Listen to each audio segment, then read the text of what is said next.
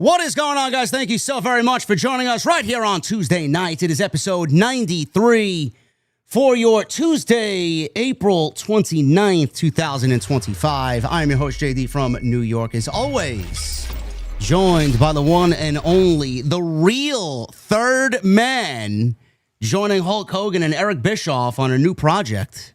The Solid Monster. What's going on, bro? It's definitely not me. I could tell. Spoiler, it's definitely not me. You're the first person I thought of when I saw that coming attraction. Oh, my God. You know what? If nothing else, who knows? Maybe it'll give me some more content to cover. Maybe it's not such a bad thing. But I watched that video. I definitely think you're going to have more content coming for sure. I watched that video, and it was just sad. I don't know. It was just sad. Two people trying to recapture their old glory. I know. The first thing that I thought of was, is it going to be a podcast, 2-hour podcast weekly, 3-hour podcast weekly of nothing but lies and fabrications? I'd have to create a whole second podcast just to cover it all. That's funny, man. I can't. Where am I going to find the time? I don't know. But I'm definitely looking forward to seeing what they got going on there, just for the laughs. Also, how do you feel, now that I'm just looking at it, because I was listening to the intro, and I'm looking at my phone. How do you feel the Mets have the best record in baseball? I feel pretty good about it. That's good. It's it's a weird feeling, but we did have that one. There was a game that I was watching the other day that it reminded me of the Mets of old. But then, of course, they exploded. They have 19 runs, I think, yesterday, and I'm like, run the score up even more. Like I wanted more. But it's a weird feeling, but it's great. And the cool thing is, the $800 million man. It's not even like it's all on him. Like, honestly, he's been doing well, but it's not like he's, lighting the world on fire. They're spreading the love around. It's just a fun team to follow. That's good. Yeah, they're doing good. They're winning 8-1 right now. I just checked the scores. So another 8 runs to whatever they did yesterday. So, well, I have to mention this because it was very sad, and I did notice this before that and I had to do a double take to make sure this wasn't a troll account. But the Mets did make the announcement. They tweeted the death of Seymour Wiener. I did see that before the show. Yes. Did you see that? Yes, I saw that as well. And Mets super fan. Nobody really knew who he was until opening day last year. And on opening day, they acknowledged his. They acknowledged, how dare you? They acknowledged his military service.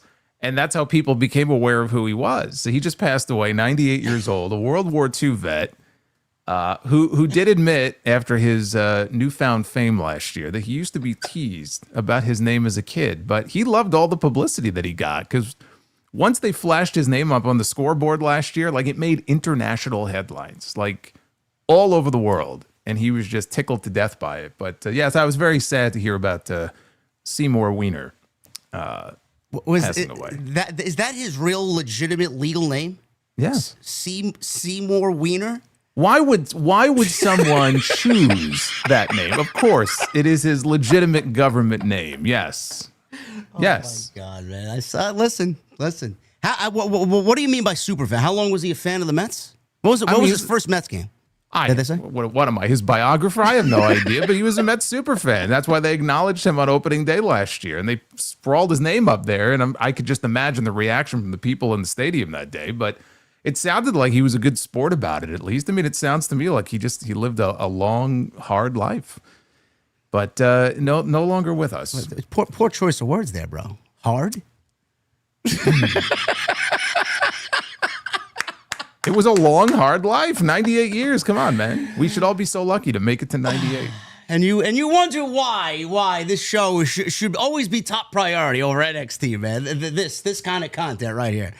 Anyway, thank you guys for joining us on episode 93. We are 7 episodes away from the fabled 100, and we're coming up on this guy's 1-year anniversary for his inclusion here on the show.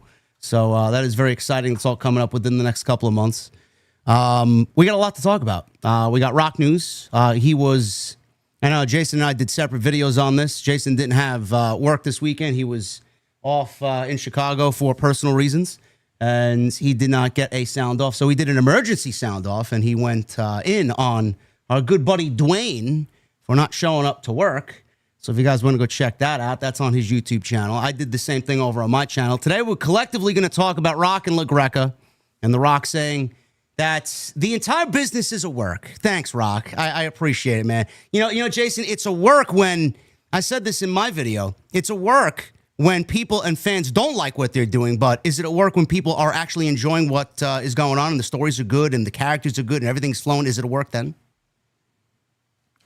Apparently not.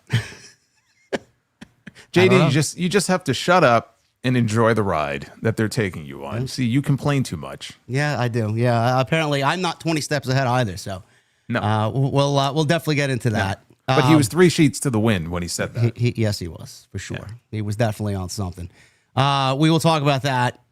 I polled you guys, or I asked you guys on Twitter, what do you want us to talk about tonight? I know a lot of people want us to go over this TNA Leon Slater dive in that Ultimate X match that they did. I did not watch the pay-per-view, neither did Jason, so we'll definitely talk about that because it was all over social media. We got Moose going in on people and on fans, and Rock and Roll Express is expressing their opinion on it, so we'll definitely get into all that. Mariah May potentially set for a huge offer from WWE as she has been radio silent, so we'll definitely talk about that. We'll go over Raw, SmackDown, debuts of, or the returns rather, of Rusev and Malachi Black. We'll definitely go over those. And we have Dynamite discussion. We'll definitely touch upon Dynamite and AEW tonight because we didn't do that last week. Last week we did 75,400 views for TNT, the highest rated and the highest viewed TNT ever. So I appreciate it. Jason appreciates it. So thank you guys very much for all of the love last week. It was just unbelievable with the YouTube analytics, man. Thank you guys very much for that. Same thing tonight. Make sure you guys get your likes in and make sure you guys get your super chats in. And we need already a round of applause for Dovey is coming in with a $100 super chat. Oh, my goodness. Dovey, thanks, JD and the OTS family for the shout-out. Last night, I saw them today while watching the replay, just trying to help out a great person that's always giving to us. You deserve it. Dovey, thank you so much. Jason, if you don't know, Dovey, I actually struggled with a Nintendo Switch 2 pre-order on the Wednesday Dynamite stream with Jesse on Wednesday. And I failed. Really? I failed. Target, Really? Best Buy, Walmart failed. Everything got My bought. brother snatched one up that night. Really? I didn't get it. PlayStation 5, it was no doubt about it. I got it 1, 2, 3. Dovey actually got an extra, and she is sending me one on June 5th.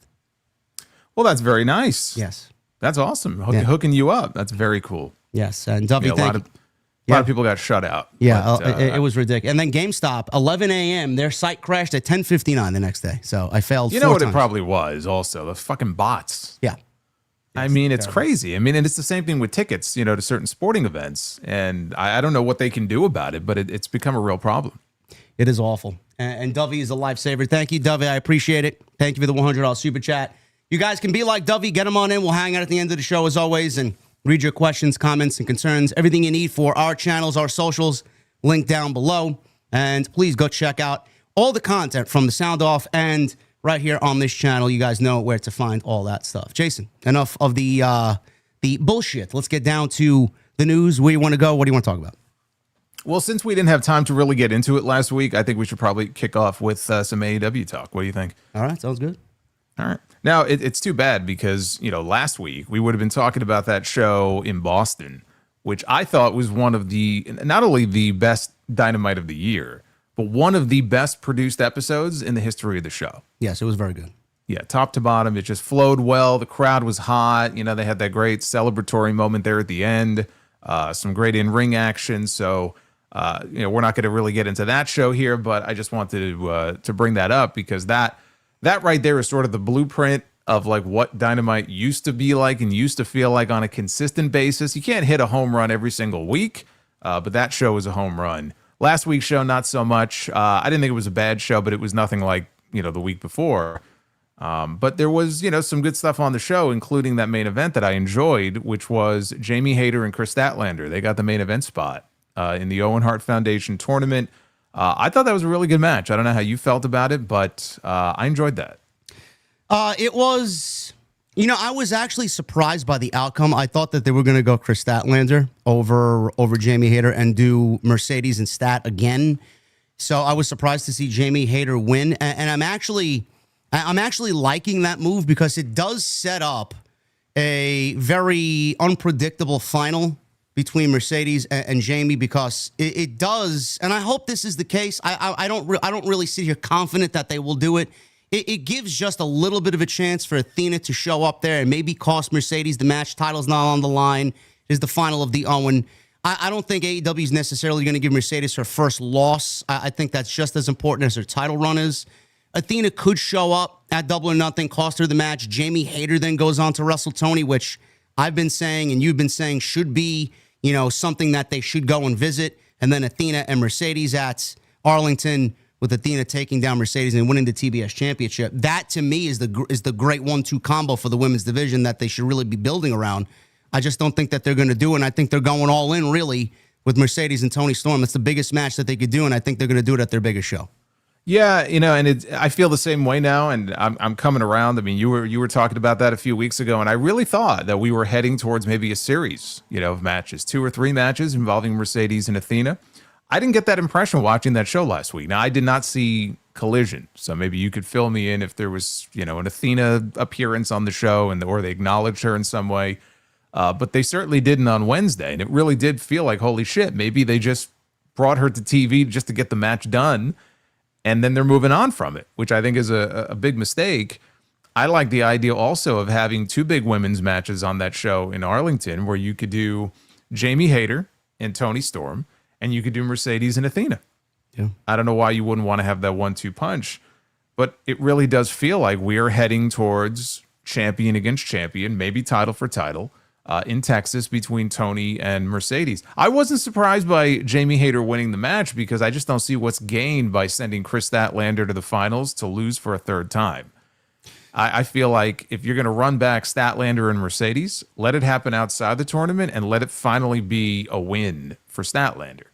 So I didn't really see the point in doing that, no more so than I see the point in sending Kyle Fletcher to the finals on the men's side, just to lose back-to-back matches to Will Ospreay. So it didn't surprise me. It does set up what I think should be a very good match. I'm glad that Jamie Hayter is finally gaining some of that steam back that she really hasn't had since she came back. And it finally feels like she's getting into that next gear. She's getting an opportunity to do bigger things. So it didn't surprise me, but I very much enjoyed that match. Do you feel if they do Mercedes and Toni Storm that they're genuinely going to go all in on Mercedes and she's going to be holding another championship? What does that do in your eyes to the women's division, and is that hurting the women's division? If they do that, I think it is. I don't see what's gained by that. She walks around. It's kind of ridiculous as it is watching her walk around with all those championships. When she had 4 of them now, 5 of them. I think we lost count. Yeah. Yeah, it's either 4 or 5. I think it's 4. Let's say she goes in there against Toni Storm and beats her and adds another title to her collection. Like, then what? Well, I mean, where do you go from there? Because now she would have the world title and the TBS title.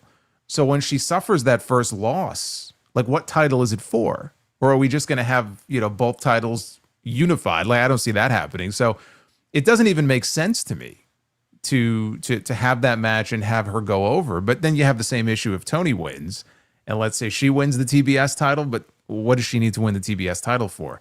So I'm kind of hoping that Athena is not out of the picture yet, but just not even acknowledging the finish of their match, which I honestly didn't even really pick up on immediately when Mercedes pinned her. Me neither. I told Jesse, because I put in my notes, I didn't even put in my notes while taking the notes for the show that there was a leverage cheap pin. And then Jesse's like, no, she did hook the tights. I'm like, what? I didn't see that.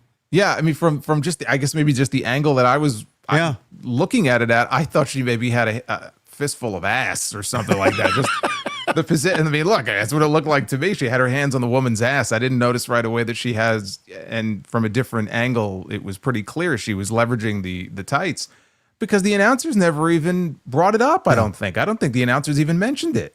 So it's not like it was some big controversial thing. Athena's going to show up and get her revenge. She could show up at Double or Nothing. It's not really the sort of thing that Tony Khan does in big matches like that. You see it all the time in WWE where people just run in, pretty much every friggin' match, it feels like. I don't know. I don't see it. And I feel like they would have made a bigger deal about her, kind of cheating to get that win. So I don't know what they're going to do. I hope Athena shows up just for the pure, simple fact that then we can get a rematch between them and not do Mercedes and Tony.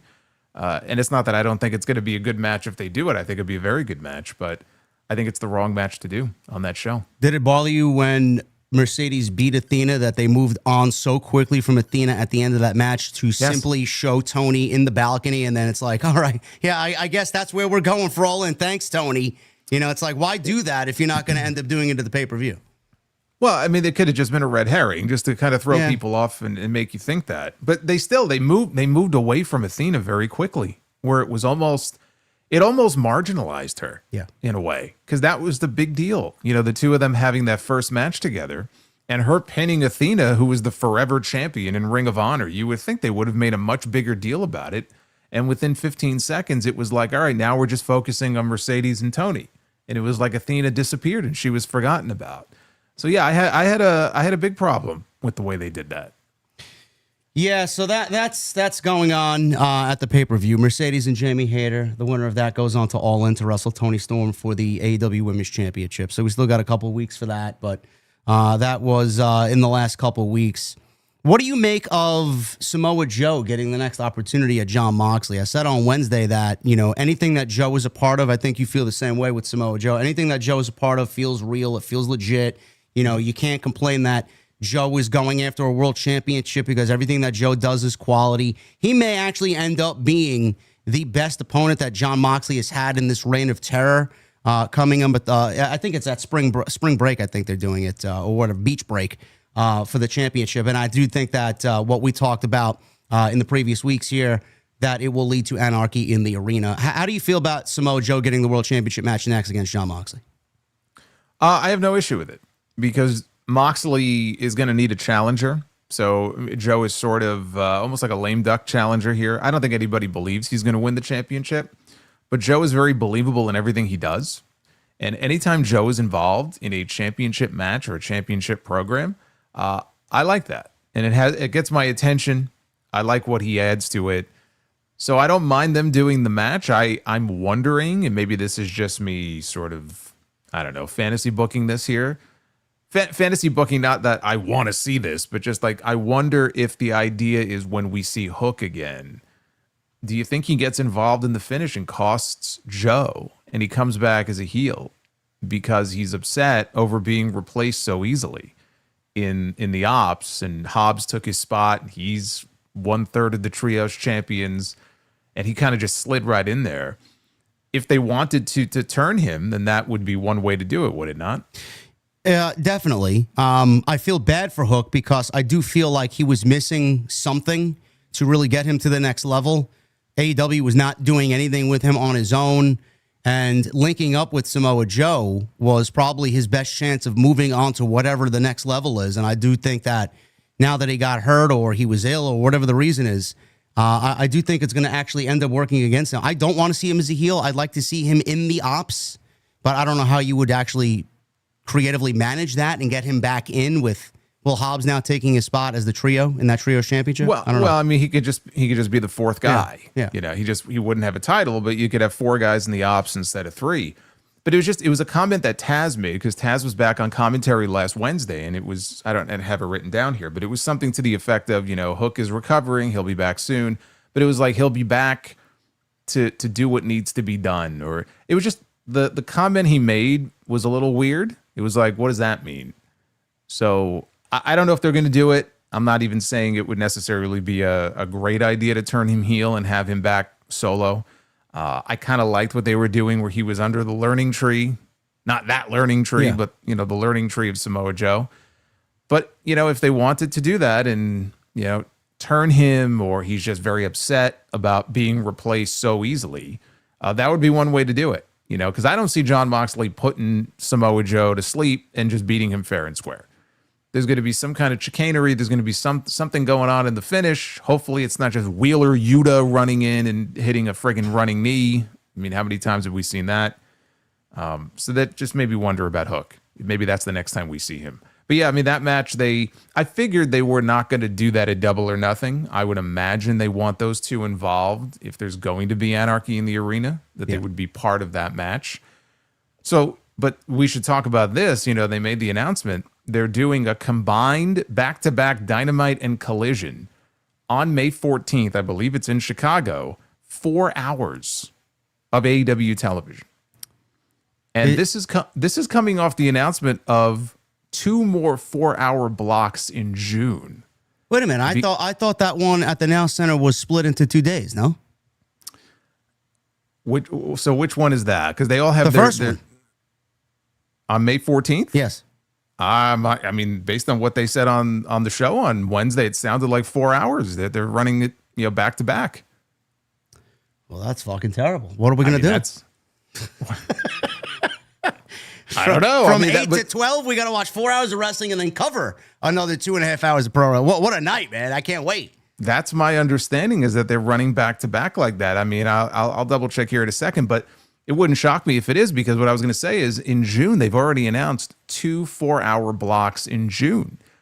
June 4th, I think that's Fyter Fest. And then June 11th is another one. So I think actually back-to-back weeks, they're doing 4-hour blocks, because Collision is not airing in its normal slot on Saturday from like the end of May until the end of June. I guess there's some NHL playoffs, NBA playoffs. So they're doing 2 more 4-hour blocks. And then the week after that is June 18th. They've sold out at Arena Mexico. I think that's just the normal 2 hours.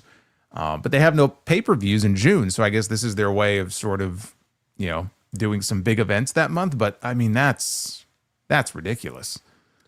Yeah, I didn't know that. B, do you think that this is kind of setting Time Warner or Warner Brothers Discovery up for moving Collision off of Saturday and onto Thursday as a back-to-back thing for Wednesday and Thursday AEW? It could be. I mean, if the show performs well, I don't know why they wouldn't make the move. And if it doesn't perform well, then they just keep it where it is. That's crazy. Fyter Fest. I'm gonna check the May 14th one though, because that was the way they announced it. That was kind of the way I took it. Yeah, we got Moxley, Joe. We got the Anarchy in the Arena, more than likely happening at Double or Nothing, because that's their signature match for that particular show. Jon Moxley, Claudio, the Young Bucks, I'm assuming, will be involved, and Okada against the babyfaces, Swerve, Kenny Omega, and a conglomeration of babyfaces. Adam Page. Yeah. So this is right from Wrestling Observer F4W Online. This was from last week. The 4-hour blocks of AEW action on TV will start earlier than June. It says during Wednesday's Dynamite, Excalibur revealed that Wednesday, May 14th will feature a 4-hour live edition of Beach Break, encompassing both that night's Dynamite and Collision. Jesus. And the show will start at its usual 8 p.m. Eastern start time. Well, they're really there you go. Forcing you to watch Collision, huh? There you go. It becomes the third 4-hour live special announced by AEW this month. Wednesday, June 4th, we'll see a 4-hour Fyter Fest from Denver. And then on Wednesday, June 11th, the 4-hour Summer Blockbuster takes place in Portland, Oregon. Is that what they're calling it? Summer Blockbuster? Summer Blockbuster. It's like, what are we fucking describing? A summer movie, Jurassic Park? It says AEW canceled the Saturday Collision for May 17th in Wichita, Kansas, moving it up to Chicago instead. So there you go. That's brutal. Man. Yeah, that's brutal. Fucking ridiculous. I don't know what I'm doing. I don't know. I can't even watch.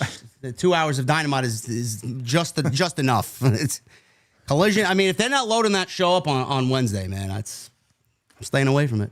That's all I'm saying. Well, look, I mean, they have an AEW title match on the May 14th one. So, Yep. I mean, that's, they have that match on that. If they're smart about it, they'll save that for the very end, forcing people to tune in if they want to see that match. But yeah, they're going to have to load those shows up, because that's a lot to ask of people. Now, this Arena Mexico show, I know we talked about Anarchy in the Arena. Do you see them doing Blood and Guts at Arena Mexico? Is that a possibility? Or no? I mean, it's like 8,000 seats they got sold out there. I think it's a sold out show. Yeah. I mean, the allotment of tickets, I don't know if it's complete sellout where every seat is going to be filled, but whatever they put on sale apparently is sold out. I don't know if they could they get 2 rings in there to do I don't know. Blood and Guts. I was thinking about that today. I'm like, it's right in the middle of June. Then we go into All In. It's definitely Blood and Guts season. Yeah. I would assume they do it in June. Unless they do it at one of them double tapings. I have no idea. Yeah, I think it just logistically, it comes down to whether or not they could physically, support that, in that building. Or maybe they don't want to do it that night. They want to save it for kind of a regular Dynamite to give it an attraction. I think just running Arena Mexico alone is the attraction. Yeah. I really don't see the need for them to do it there. So I'm going to say no. When they do it, though, I don't know. I mean, do they want to do it before All In? Because I think last year, wasn't it late July, I think, when they did it? Yeah. Yeah. So I don't know. I don't like the idea of it being super close to Anarchy in the Arena. I think you do want to have some space. I think 2 months would be better.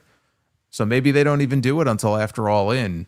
But if they're going to do Death Riders against Team AEW, probably better to do it before Texas, because with any hope, the Death Riders will fall in Texas, and we won't still be dealing with that after the pay-per-view. Well, that's what we're hoping for. Like I said, we got the Bucks, Okada, Moxley, and Claudio. I think Wheeler Yuta takes a back seat here for the Anarchy in the Arena match. And then we got the baby faces. It'll be Swerve, Kenny Omega, Adam Page, I'm assuming. And who are the other 2 baby faces?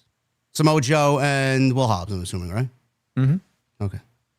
So there you go. Shibata. Shibata, yeah. Maybe they do 6-on-6. I have no idea. But that's what we're looking at. It's the Ops and the AEW baby faces here, Omega, Swerve, and Hangman, against a mix of the Elite with Okada and the Young Bucks against the baby faces here. So we'll see with the Death Riders. So we'll see what happens. Not particularly excited about it, but that's what they're going with. And that's what we got on Wednesday. Were you a little disappointed that we didn't get any further dialogue as far as what the Young Bucks said, that they did it for the Hangman and all of their nonsense that they spewed a couple of weeks ago, that they didn't give a follow-up? Were you upset by that? No, because what follow-up are they going to give? It's probably going to be awful, just as awful as the actual explanation was. Like, it's better to just cut your losses and move on. Like, what answer could they possibly give at this point that's going to satisfy people? Nothing. So just move on. Like, it's over, it's done, it sucked. Just move on. FTR's moving on. They got new management. Stokely Hathaway finally reemerges from Guantanamo Bay. He is now aligned with FTR. I looked at this and I'm like, A, yes, I think Stokely's great. I think he's an entertaining aspect on television. B, I don't know why they took him away from Chris Statlander and didn't really give us an explanation as to why that partnership fell through, but I'm glad he's back on television anyway. Well, let me ask you this. Whatever happened to him recruiting Private Party? That never happened. That was a mirage. I see. Yeah. I see. Yeah, maybe he got drunk at the club one night and he just disappeared. I don't know. Well, I don't think Private Party has even appeared since they lost the title. It's like they just disappeared. I don't it's know. what MVP said on Wednesday, where, when they beat their opponents, they're never heard from again. It's a shoot, brother. I don't know. I don't know what's going on back there. But FTR and Stokely Hathaway are now a combo. Do you like this? I think this is going to work out. I don't know where they take this, because I don't really have high hopes for heel FTR, especially if they're going up against a reunion of Copeland and Cage. But I mean, for the time being, it sounds good. Yeah, no, I like it, and I like that Stokely is back on TV. Obviously, it's a little unorthodox because it just kind of came out of nowhere. But where I think it might be going, based on what we saw, it kind of ties into the MJF Hurt Syndicate stuff. Where's that going? Yeah. I think that continues for a little while longer, and eventually Bobby Lashley is going to let his guard down, and he's going to give that thumbs up. And for all the weeks that he strung MJF along, even in the end, if he gives him the thumbs up, I think that's when MJF just fucks him over. And so I'm wondering if we get a Double or Nothing. We get a tag team title match with FTR and the Hurt Syndicate. And how you get the titles off the Hurt Syndicate is that MJF gets involved and screws them over. That's how you get the belts on FTR. FTR then go on to defend those titles against a reunited Copeland and Christian in Texas. Now, how you get to that still has to be explained. But maybe that's a title match in Texas. It's not just FTR against Cope and Christian. It could be a tag team championship match. And that's how they drop the titles, because MJF, as Lashley said, I don't trust this guy. And in the end, he's proven right. that's kind of what I'm looking at here. And then we get MJF and Bobby Lashley at Arlington. Yeah. I mean, I don't really see MJF being involved in the world title picture on that show. So what else would you have him doing? He's involved in this story right now. Where is it leading? It would seemingly be leading to MJF and Bobby Lashley. You could do MJF and Shelton Benjamin before that on TV, but I think the pay-per-view match would be Lashley and MJF. Yeah, I feel bad for FTR. You know, every now and then you just feel bad for them. It's like, I like that idea. I think that's actually a very solid idea. I don't know why you're not a creative advisor over there in Jacksonville, because I actually very much like that. But the fact that FTR would win the titles from the Hurt Syndicate, per your idea, only to then drop them a couple months later, it's all in. It's like, I mean, can you get any more transitional champion than fucking FTR? The very definition, transitional, champions. And again, I mean, who knows how long Copeland and Christian, if they win them, would have them for? They may drop them right back to FTR. But I think Bucks. Yeah.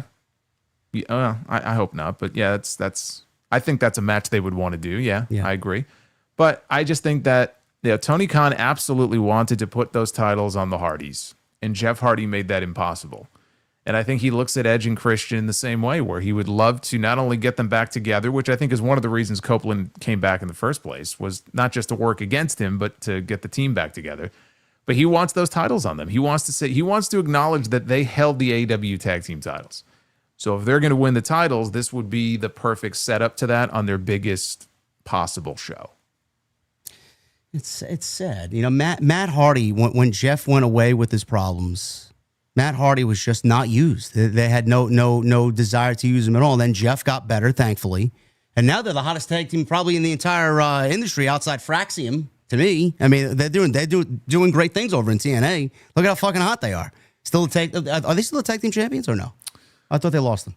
I thought they were still the champions, but it's possible they lost them. Yeah, It's the nostalgia tour. I know. The Hardys are one of the most popular teams of all time. And, they were doing their thing for a little while in AEW. And then again, Jeff had his issues and Matt wasn't doing nothing. I mean, but what he was doing was nothing of any great substance. And I'm not even saying that he should have been doing something of any great substance, because there were a lot of other people, younger and better on the roster who deserved to be featured more than him as a single. But, once you get the Hardys back together, whether it's TNA, whether it's NXT, I think we'll see them do, at least a match on the main roster in WWE again at some point. Years go by and there's something to be said, more so for Jeff, about his popularity. It does not wane. No. And it didn't matter what kind of trouble he got himself into. The idea that, well, this is it. This is the end. It's like, no, because he's been given so many chances. And it sounds like he's doing well now, and I'm happy about that. That's great. But the reason that he keeps coming back is because those fans are so loyal to him. They've stuck with him for all these years, and he's just that popular. So I'm not surprised that the Hardys are still as over as they are, and they're having success. I think they've also toned down their style, because physically they just can't do all the things they used to do. So I think they're working a lot smarter than they used to. Jeff used to do a lot of stupid shit. And we're going to be talking about something very stupid that happened in TNA here in a second. But he used to do a lot of dumb shit. And even, he's, I think, learned what his limitations are. And I think that will give them more longevity as far as how long can they go. How long is this run going to go for? It'll go as long as, their bodies hold up. Because as long as they're popular, promoters are going to continue to book them. And WWE's, they're going to want to get in on this at some point. Yeah, I could see the Hardys having a match with the New Day at SummerSlam if they're still the tag team champions. The chat is telling me that they lost the tag team titles at Rebellion to the Nemeth brothers. Okay, well, again, I wasn't around this weekend, so I didn't see the show, so I wasn't aware of that, but there you go. So there you go. Yeah, so that's that. MJF and Bobby Lashley, I see that going on into All In for sure. I'm not particularly fond of that, so I'm not interested in that, but I've enjoyed the storyline so far. It's definitely hot and cold with me. I started out thinking, is this the best they got for him? And then I liked it, and then I didn't like it, and then this week I really liked it. I liked the whole spiel with the hose and then the car, and You know, MJF is when MJF is asked to sports entertain, he sports entertains. So I'm entertained. At least he's not feuding with Adam Cole anymore. Yeah, yes. Felt like that would never end. Feuding with Cole, yes. I'm just happy they're both off doing different things now. Yes.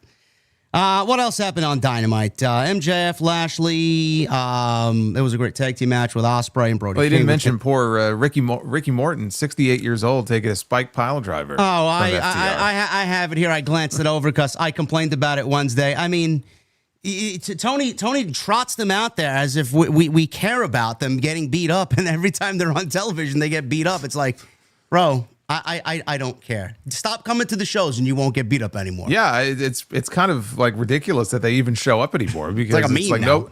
no one can protect them. You got Robert Gibson out there. God bless the guy. He's still wearing that fanny pack. And you know, every time they show up, you just know these poor bastards are going to get beat up in some way. But Ricky Morton, man, again, 68 years old. He's out there taking a spike pile driver. I remember a few years ago when they were still having matches independently, and he was doing Canadian destroyers in every match, and it was like the biggest thing. Like everyone was sharing videos. Oh my God, Ricky Morton 62 or whatever he was at the time, and he's doing Canadian destroyers. And he's still going. It's just funny because Gibson doesn't really do anything when he's out there. He just sort of stands there. Yeah. And it's usually Ricky Morton who's taking the bumps, who's cutting the promos. He's doing the heavy lifting. All Gibson has to do is just show up in his fanny pack and just stand there. Yeah, I found that to be a little silly, but you know, they were there. They got beat up by FTR. After FTR back in January, they were trying to save them from the mercy of the Death Riders. So around and around we go with the Rock and Roll Express. That was basically Dynamite. Tomorrow we have a couple of matches announced here. We got Kyle Fletcher and Adam Page. That's happening for the men's semifinal. Who do you think's going over there? I'm gonna go Hangman because I think Fletcher going against Ospreay again is just a no bueno. Yeah. And also, you know, if they do Hangman and Ospreay, there is some intrigue in that. Because you could absolutely make the argument that either one of them could go on to the main event in Texas at All In. I still think it's Ospreay's to lose, but if it's Hangman and Ospreay, it makes the match a lot more interesting and dramatic, I think. I agree. I'm going Hangman as well. And then we got, we'll hear from the Hurt Syndicate, they say. MJF will be on the show tomorrow. And then Tony Khan announced an all-star 8-man tag. No money on the line. No money on the line, though. No? I mean, come on. We had $400,000 last time, and this is an all-star match. So how can you not have at least $500,000? I mean, come on. Kenny Omega, Mark Briscoe. As if Okada needs the money. I know. Kenny Omega, Mark Briscoe, Mike Bailey, Kevin Knight against the Young Bucks, Okada, and Ricochet. So that's happening tomorrow night. I think they announced something else, too. I forgot what it was, but yeah. That's Dynamite tomorrow, so look forward to that. We'll both be live on our respective channels. I know Jason mentioned this Leon Slater TNA spot that sparked debate between fans and safety, and then wrestlers chimed in all day for the last 48 hours, actually. Leon Slater on Sunday night at Rebellion, TNA's Rebellion. It was an Ultimate X match.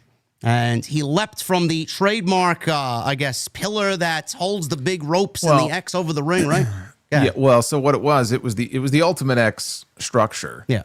And it's not really accurate to say that he just leapt, okay? Because it'd be one thing if he just leapt. He didn't just leap. He did a Swanton 450. So you got a picture, and I'm sure you've all seen the clip. If you didn't see the match, you've at least seen the clip probably on social media where he comes off like Jeff Hardy doing the Swanton bomb, but he does a complete rotation on the way down. And that's from legit 15 feet, at least 15 feet up in the air. And there's so much that I hated about this. But you can't hate it, bro. You're not a pro wrestler, and you don't burn enough calories in a single day to talk about pro wrestling. I know. I'm not allowed to criticize the match. It's awesome. Everything's awesome. You know, when everything is awesome, nothing is awesome. Yeah. But I'm watching this, and you have all the guys on the bottom, and they're just standing there. By the way, the guys that were there: AJ Francis, Casey Navarro, Moose, Vikingo, Matt Cardona, and Sidney Akeem. Right, Sidney Akeem, the former Scripps or Reggie. So they're all standing there, and it's not like we don't see this in wrestling on a regular basis, but like the Leon Slater is on top, and he's got to get himself situated first so he doesn't kill himself. And in the meantime, everybody is standing down below, and they're just standing there, and they're waiting to catch him. And that, to me, that was also like very stupid. I that's just the thing with me. I hate that. And not that I'm saying they shouldn't be ready to catch the guy, but just if you have to take so long to set a spot up like that where everybody is just bunched up for like 20 or 30 seconds and it looks ridiculous, then don't do it. But there he is, and he comes off and he fucking splats on the ground. You have 6 guys down there who are getting ready to catch him, and nobody catches him. 2 of which are AJ Francis and Moose. 2 former NFL players. And to the credit of AJ Francis, if you watch the video, he at least got his arm out to try to catch him, and maybe he slowed him down a little bit. He probably saved him from an injury at least. And he even tweeted it. He thought he almost tore his bicep. So at least he got an arm out. Moose was nowhere close to him. Matt Cardona looked like, honestly, Matt Cardona looked like he got out of the way.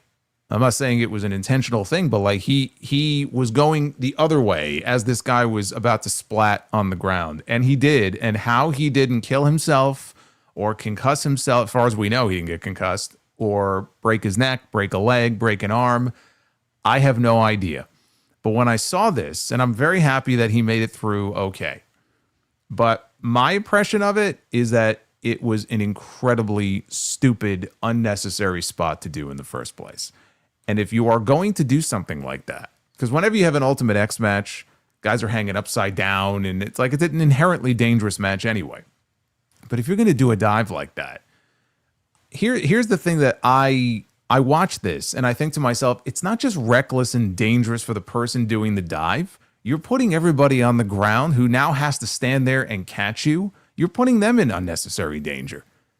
Now, if I'm standing down there and there's a guy, I don't care how skinny he is or how big he is, and he's up 15 feet in the air, and he's doing this wacky flip, and I have to try to get myself in position to catch this guy, like, my life is flashing before my eyes because he's coming down at a very high rate of speed. And it just puts everybody in this element of danger that is completely unnecessary. Now, had he come off with a regular, like a high cross body, and he kind of outstretched his body, it would have looked impressive, and it would have made it a lot easier for people to catch him. Like, I don't think I really would have had too much of an issue with that, but like him doing a Swanton 450 from 15 feet up like that, like what would possess you to even do something like that? I don't know. Listen, I don't watch. It's just dumb. I don't watch TNA. I've seen enough Ultimate X to know exactly what the whole premise of the match is. I don't know why they feel like they need to take risks like that when the match itself is so unique and legitimately no other promotion even has anything remotely close to that or what it looks like. You can do all that stuff in the ring, not saying it would have been any more safer, but he's not going to be fucking 20 feet in the air. He could have did something a little bit more creative in the ring where everybody was a little bit more safe and didn't put everybody in jeopardy for a mistake to happen like that and put himself in jeopardy of a mistake like that happening. The one other thing I thought of, Jason, is the whole, and I don't want to compare the two, but to me, it just comes off completely insensitive after they trot Chris Bay out there after he potentially has ended his career off of a move that was as fundamental as we're hearing as it was.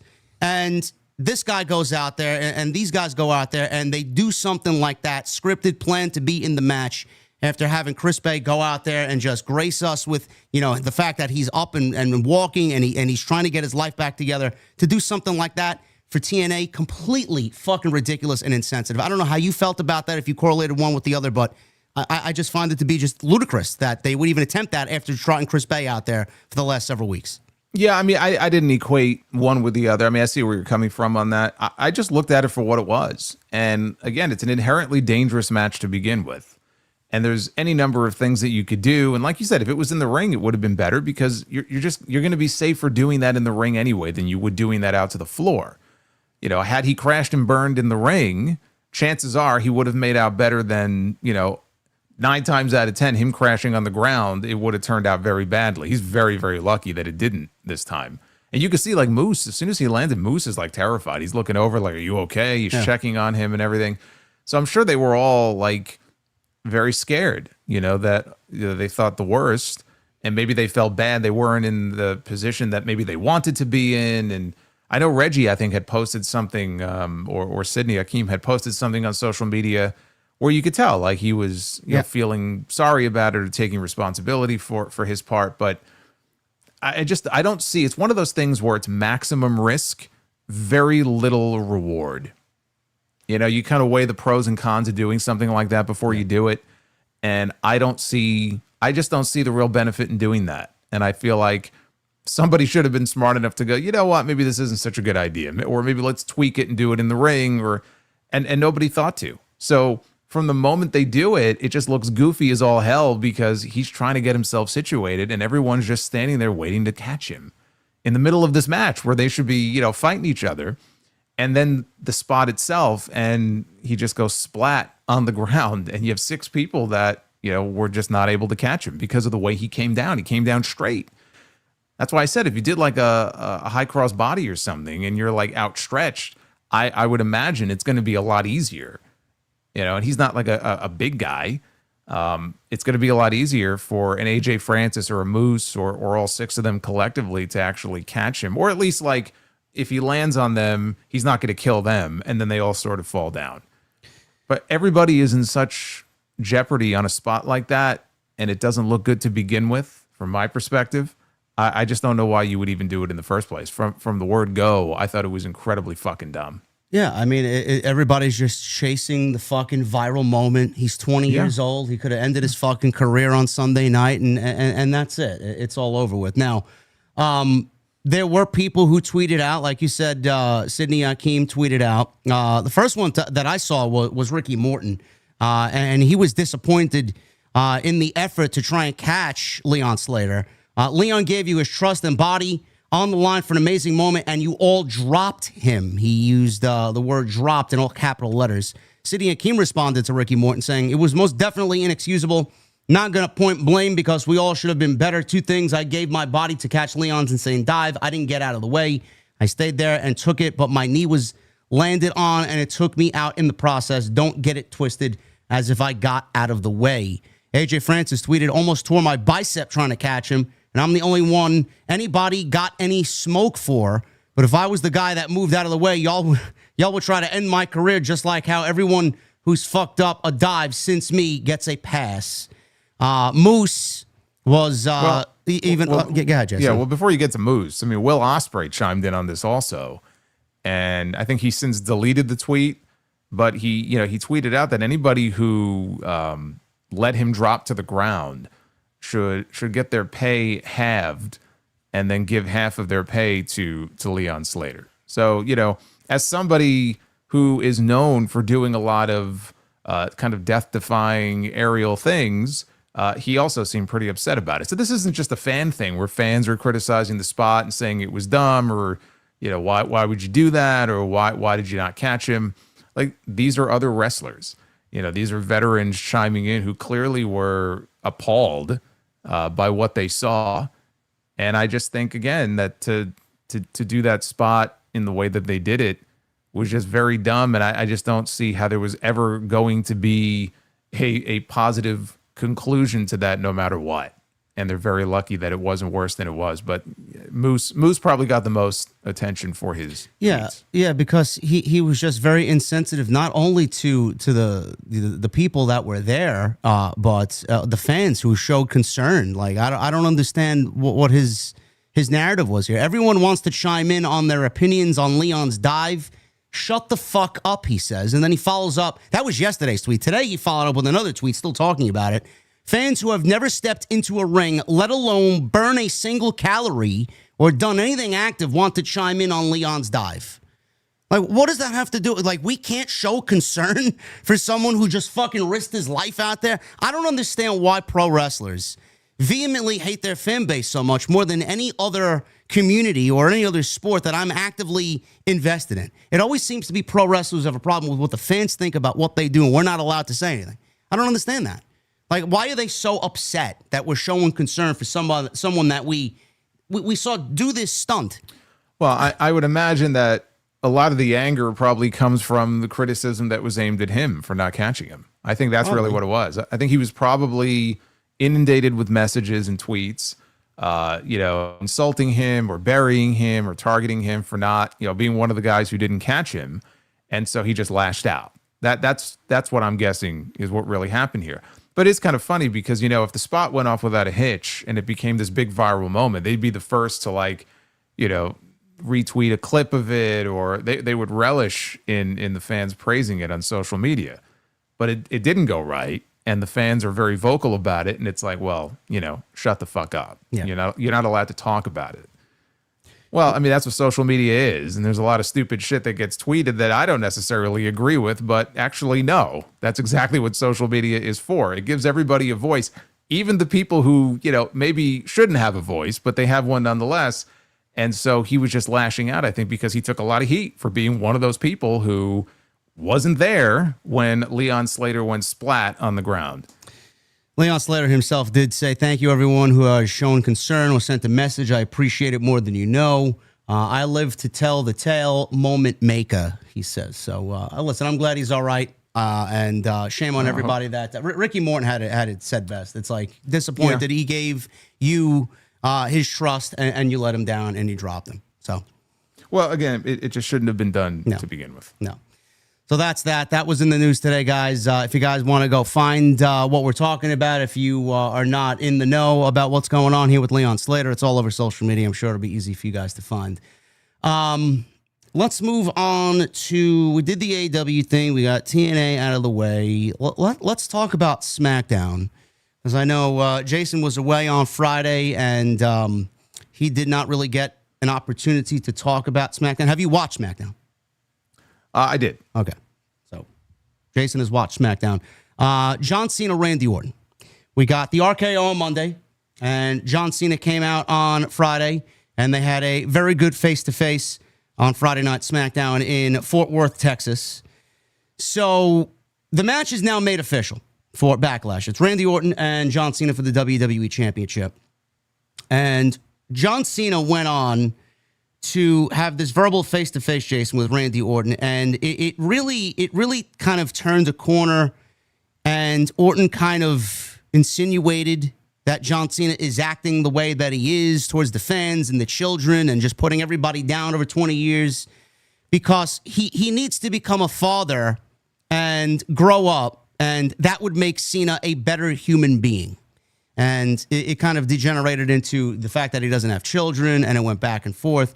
I actually enjoyed the back and forth between these two, which eventually landed another RKO from Orton to Cena. So that's now 2 shows in a row where John Cena was laid out with an RKO.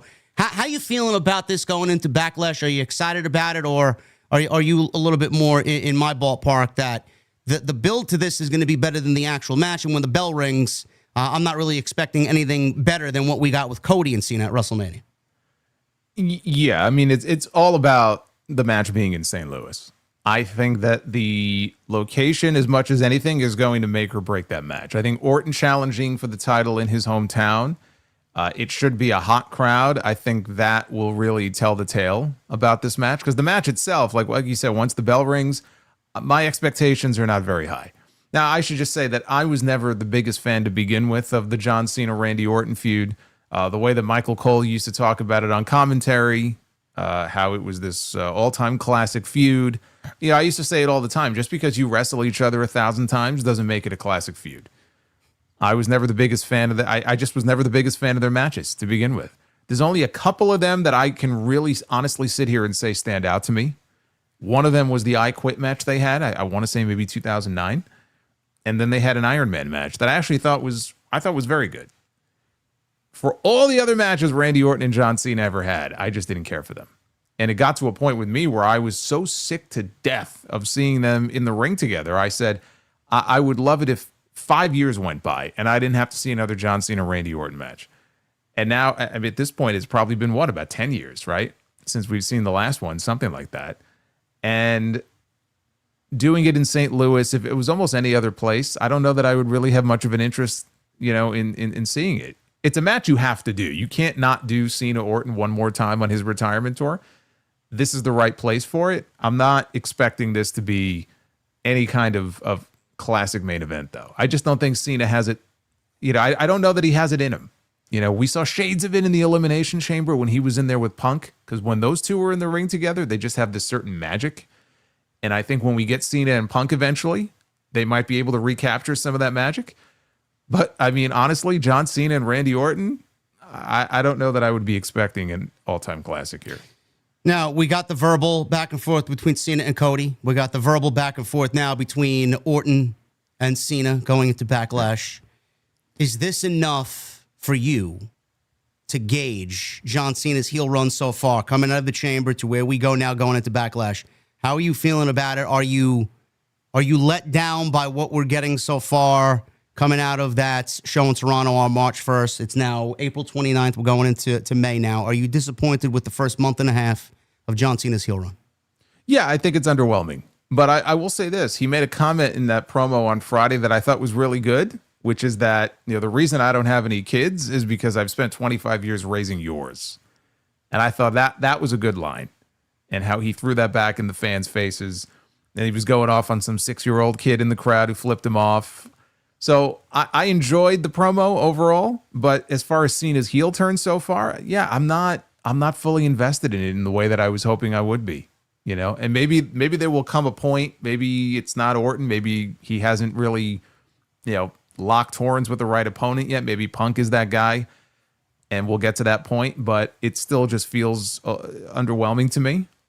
It's fine. He's doing a lot of basic heel stuff, healing on the fans, but I don't know. I was expecting this to be more than it is. The finish of that match at WrestleMania certainly didn't do any favors. It really soured me on a lot of things with this. But I enjoyed the promo on Friday. I thought was actually very good between the two of them. And the thing I like about Randy Orton, he, unlike a lot of other people, when he speaks in these promo segments, he sounds as much like a real human being as anybody else. Yeah. Like he's out there talking about what being a dad has done for him and how it changed him. It'll change you too. You need to have kids. Like just things that he says and the way he says it. He, more than most, just actually sounds like a normal human being when he's out there in the ring and not like a robot or that. Or sounds like he's memorized a fucking script before he walks out through the curtain. Right, Jesus. Right. Or like that's not how a real human being would converse with another human being. And he's pretty good at that. So I like that aspect of his promo work. We haven't seen Cody on the Raw after Mania, and we didn't see Cody on Friday Night SmackDown. Are we setting up for a Cody return at Backlash in this match, do you think? No, I don't think so. Yeah. I wouldn't even rush him back. Do we really need Cody back right now? Not really, no. Well, I mean, Roman's going on his yearly vacation, and since CM Punk wasn't on the show last night either, so 2 shows without those 3 guys, I mean, one of them's got to be on the show. Yeah. I mean, Roman for now is back on the island of relevancy, I guess. But I don't see them doing a tag match. I figure we're going to get a tag match, Roman and Punk against Rollins and Braun Breaker. I don't see that happening until Money in the Bank, probably. Yeah. So I don't know that we see Cody for at least a few more weeks. Yeah, maybe they're giving him some time off. He's been running, pretty hard over the past year. So I don't expect him to be gone for too long. But as far as him, like, if he was to show up, it would have to be after the match. I don't see him getting involved in the match. But then what do you do? I don't expect there to be a Cody Cena rematch yet. Well, it's funny you say that because I have this banger of a fucking piece of news. WWE may be planning a big tag team match involving Cody and John Cena with Bad Bunny and Travis Scott. Oh, my goodness. Wow. That's awful. So this is our good friend Dave Meltzer of The Observer. There have already been reports of Scott and Cena doing a tag team match, and the theory was Bad Bunny would be on the other side. It was added that Rhodes' partner for the babyface side has not been confirmed. However, if the idea moves forward with Bad Bunny, WWE would need a wrestler on the level of Cena on the face side. So, Night of Champions in Saudi, bro. Sounds like it's going to be very much this tag team match, possibly, if they want to go and venture down that way. Not SummerSlam? 2 nights of SummerSlam? Night 1 main event? Bro, I'm not muddying up my SummerSlam with this trash. Really? I'm just saying, night 1 main event leads into a title match on night 2. You sound like me going into WrestleMania. That was WrestleMania last year, though. So we got last year. We got Rock and Roman against Cody and Rollins, and then we got Cody and Roman on night 2. God, that is awful. There's just every bit of that sounds awful. Look, Bad Bunny. Yes, he's excellent. Bad Bunny is great. The matches he's had, and I loved the street fight he had with Damian Priest at Backlash 2 years ago. So I was a big fan of that. And I'm not saying that, oh God, Bad Bunny, he sucks, I don't want to see him in the ring. But just the idea that they would be building to, more celebrity involvement here, that's just not really needed. I'm just not a huge fan of it. Now, maybe that match ends up being a banger of a match, but you reciting that to me right now and telling me this doesn't really get me excited here. Stinger 1981 in the chat said, how about Saturday night's main event? I actually like that a lot better, if they want to do it. Yeah, but I think if they were going to have Bad Bunny and Travis Scott doing something, I think they would want that on a PLE. I just don't know that they would want that on TV. I think they would want to build it up for a bigger show. I don't know how they go about doing that Mania main event ending, and they want to continue. They want to continue this. If The Rock is gone, then Travis Scott needs to be gone too. That's what I say. Well, but he's not going to be. He's training. He's training for something. So we know he's training. He trained to take a Crossroads. That's what he did. No, he's training because he wants to do a match. He's a big fan. He geeked out over his involvement at the Elimination Chamber. Like, I don't know if you saw that video when he went back to the gorilla position that night. Okay, so like he's doing a match. He's absolutely, whether it's a tag match or a singles match, he's doing a match. I don't know when. I don't know what form it will take, but get ready because it's coming. It's just a matter of when. All right, well, that's in the news, folks. So don't get all excited on us here. Speaking of Travis Scott, I guess we'll lump this into what we're talking about here with Cody and Cena. We talked about The Rock last week at the end of TNT, and it was a very spirited discussion. And then Jason made a video. I made a video. I made a couple of videos, actually, on the whole situation. I don't know how we could not. It was just really important news, and everybody was all over it. And it was just easy content to make, and it was just very topical discussion. Dave LaGreca, he went on, busted open, and while him and the boys were reviewing WrestleMania, he had a very JD-like rant, and I thought he was going to have a heart attack, this guy. He got to calm down a little bit. I was worried about him. I loved it. I thought it was hilarious, and there's a lot of truth in the way he went about projecting his opinion. But of all people, Dwayne, The Rock, seen this, and he posted on LaGreca's Busted Open official Instagram account. And he said something along the lines of, everything is a work. Every aspect of the business is a work. The interviews, the promos, the matches, everything's a work. Calm down, enjoy the show. Don't go crazy. And then he mentioned something about Hush Puppies and Grand Marnier with him and Bully Ray. So, I mean, that sounds fantastic, but I guess I'll stop there. I just real quick, I think the most shocking part was he actually plugged something other than Terramana.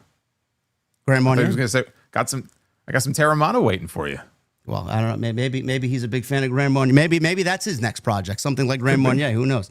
How do you feel about him? I don't know. I don't want to say he exposed the business. I think we're old enough to know that everything's fucking a work here, but the fact that he's got to outwardly project that and just kind of use that as an excuse to cover up his fuck ups. How did you make use of that comment here? Did you think he fucked up as far as what he said to LaGreca, and why would he say something like that? Because I think he's been getting a lot of heat since WrestleMania, and he's probably pissed. He's like, I wasn't even there. Why is everybody picking on me? And so that's why he even did the Pat McAfee show in the first place. When did we first hear about him being on McAfee's show? The night before. Monday Night Raw, yeah. Right? Yeah. That came together awfully quick because he saw the reaction, and he's like, I got to get out in front of this. I got to do some damage control. That's why we got the interview on Tuesday morning last week.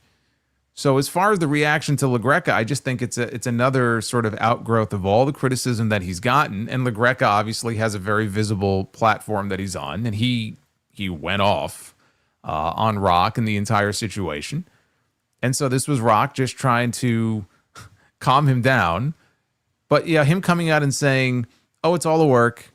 basically, it's all fake. Every aspect of it. It's not worth getting worked up over, right? It's no different than you'll get tweets. I'm sure you get tweets every now and then like that, like, bro, it's just wrestling. What are you getting all worked up about? Or the gif of that fucking fat guy sitting in the bleachers. It's still real to me, damn it. Yeah, it's still real to me, guy.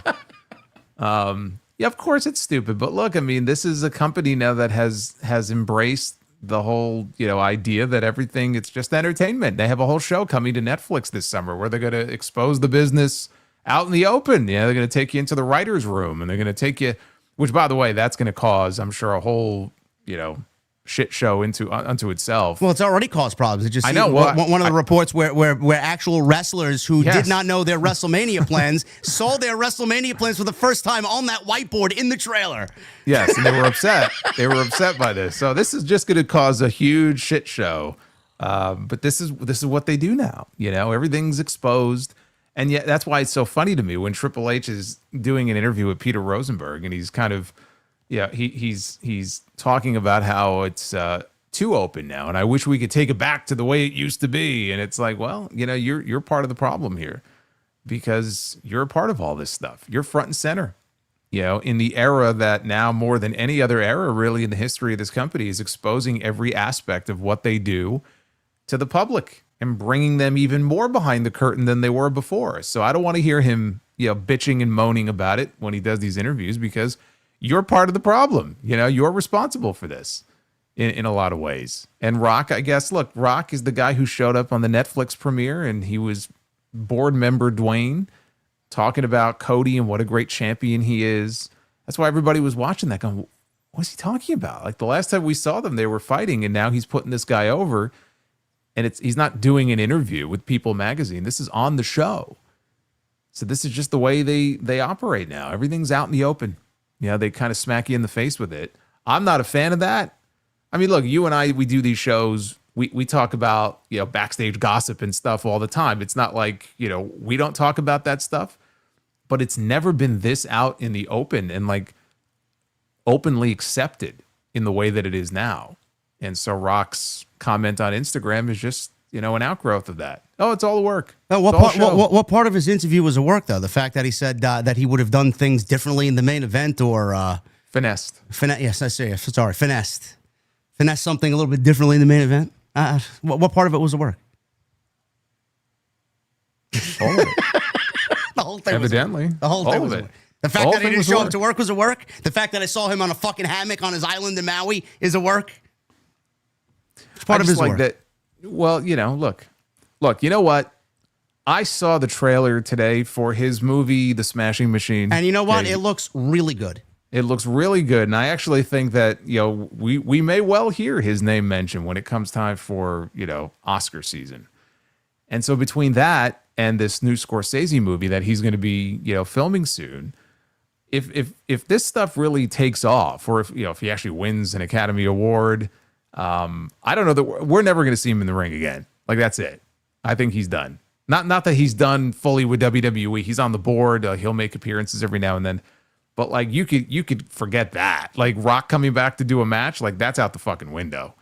So I think that's where his head is at right now. That's really where his focus is. I don't think, all this criticism he's getting, to him it's like, it's all a work. I don't give a shit. I have all this other stuff going on. He even said that in the McAfee interview. Like, I have to be mindful of my schedule and all my commitments coming up. I mean, that's where his head is at. That's really what's on his mind right now. It makes you wonder why he pushed so hard, so fast for that Rock Roman match when he did. It's like maybe he knew exactly what was coming up. Yeah. Doesn't make it right, because he fucked everything up, and then he fucked everything up this year by not showing up. So.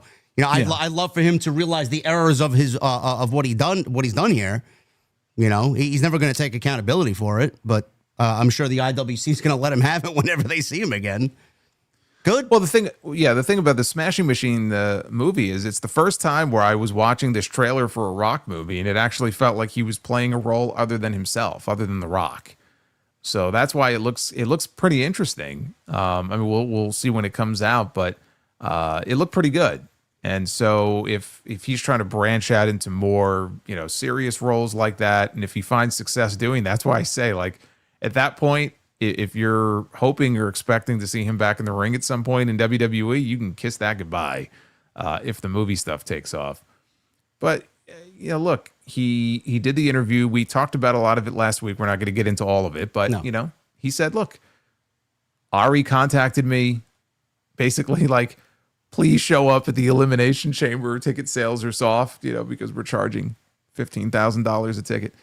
And I had to come up with something to do. You could have come up with anything to get him on that show. Where they fucked up is the whole soul thing. And that's really what it boils down to. As it turned out, the soul thing, it just was manufactured out of nowhere. There was no long-term thinking behind it. Some of us may have thought, maybe there's a plan here that's been kind of, bubbling up now for months. And then you come to find out, no, he just had to come up with something on the spot. And he says, why not this? Let me ask you this, because I don't think I asked this question last week. I'm listening to what he said on that Pat McAfee interview last week and how it was Triple H who was the one who pitched the idea of John Cena going heel. To me, I hear that. And the implication there is that they either had no real plan for WrestleMania, or their plan, it was like a very basic John Cena going for number 17 against Cody Rhodes. And it was like, hey, why don't we turn him heel? And then Cena went for it. And that's what we got. But like, the implication is that what? They didn't really have a plan on what they were going to do 2 months before WrestleMania. Listen, that was the biggest like red flag to me there that he revealed in that interview. Like, are you fucking kidding me? We went back when we were talking about the road to WrestleMania. We went back to October, where Cody said in 2 separate interviews with 2 Las Vegas publications that you're going to be shocked by what you see. It's going to be out of left field about what we got planned for WrestleMania. It's going to even spark interest for the most diehards of fans. Like they knew exactly what they wanted to do. I don't believe Rock at all in anything he says anymore, because he's lost my trust after the stunt that he pulled here by not showing up at WrestleMania. So when he says, all of this came about and Triple H pitched John Cena going heel 6 weeks before WrestleMania, I don't think that's the case. I think that's Rock, again, throwing Triple H under the bus and making it out to believe that everything is just so late in the game and things were that very close to WrestleMania and they just came up with it then. I do think that it was a plan. I do think that they had it in their mind, but that they wanted to do it, and he just blurted that out just to make everybody look bad. Yeah. It could just be him. Basically, the way he's painting it is he had to once again, try to save WrestleMania. Yeah. So, yeah. I mean, I don't know. I don't know if he really realizes why he's getting so much flack, but he's getting a lot of flack for a reason. And of all the things they could have done going into that Elimination Chamber show, if there really was no plan for him to be involved at WrestleMania, what he did, he's absolutely responsible for. And this is the part that angers me the most, because I know you talked about it, I talked about it. Imagine if he wasn't there and they did the heel turn at WrestleMania. I mean, we'd be looking at the night 1 and night 2 fucking absolute 2 of the best main events maybe ever. The way you end WrestleMania 41 with Cena going heel, and then you just take everything that happened at the Chamber, do it at Mania, and then that first promo on the Raw after Mania, bro, they fucked everything up. They fucked everything up. Yeah. No, they completely fucked it up. And that's part of the reason why I've just been so nonplussed so far by the Cena heel turn. I mean, it has flashes of greatness in certain segments here and there, but just imagine if they would have saved the turn for Mania when nobody would have been expecting that. No. Nobody would have been expecting that. He's so desperate. And when that kick to the nuts would have come, it would have meant so much more. And even if people didn't really like the matchup until that point, they would have forgotten all about that. Absolutely. And it would have been all about, holy shit, not only did he go heel, but he won number 17 and he went heel to do it. Dwayne fucked everything up. It's too bad, man. It's too bad. But you know what? You make yourself feel better. You should buy some Papa Tui. I use the shampoo daily. There you go. Yeah. Okay. Yeah. So I support in a little way for Rock's endeavors for sure. Drink some Terramana and use some Papa Tui. Yeah, that's it.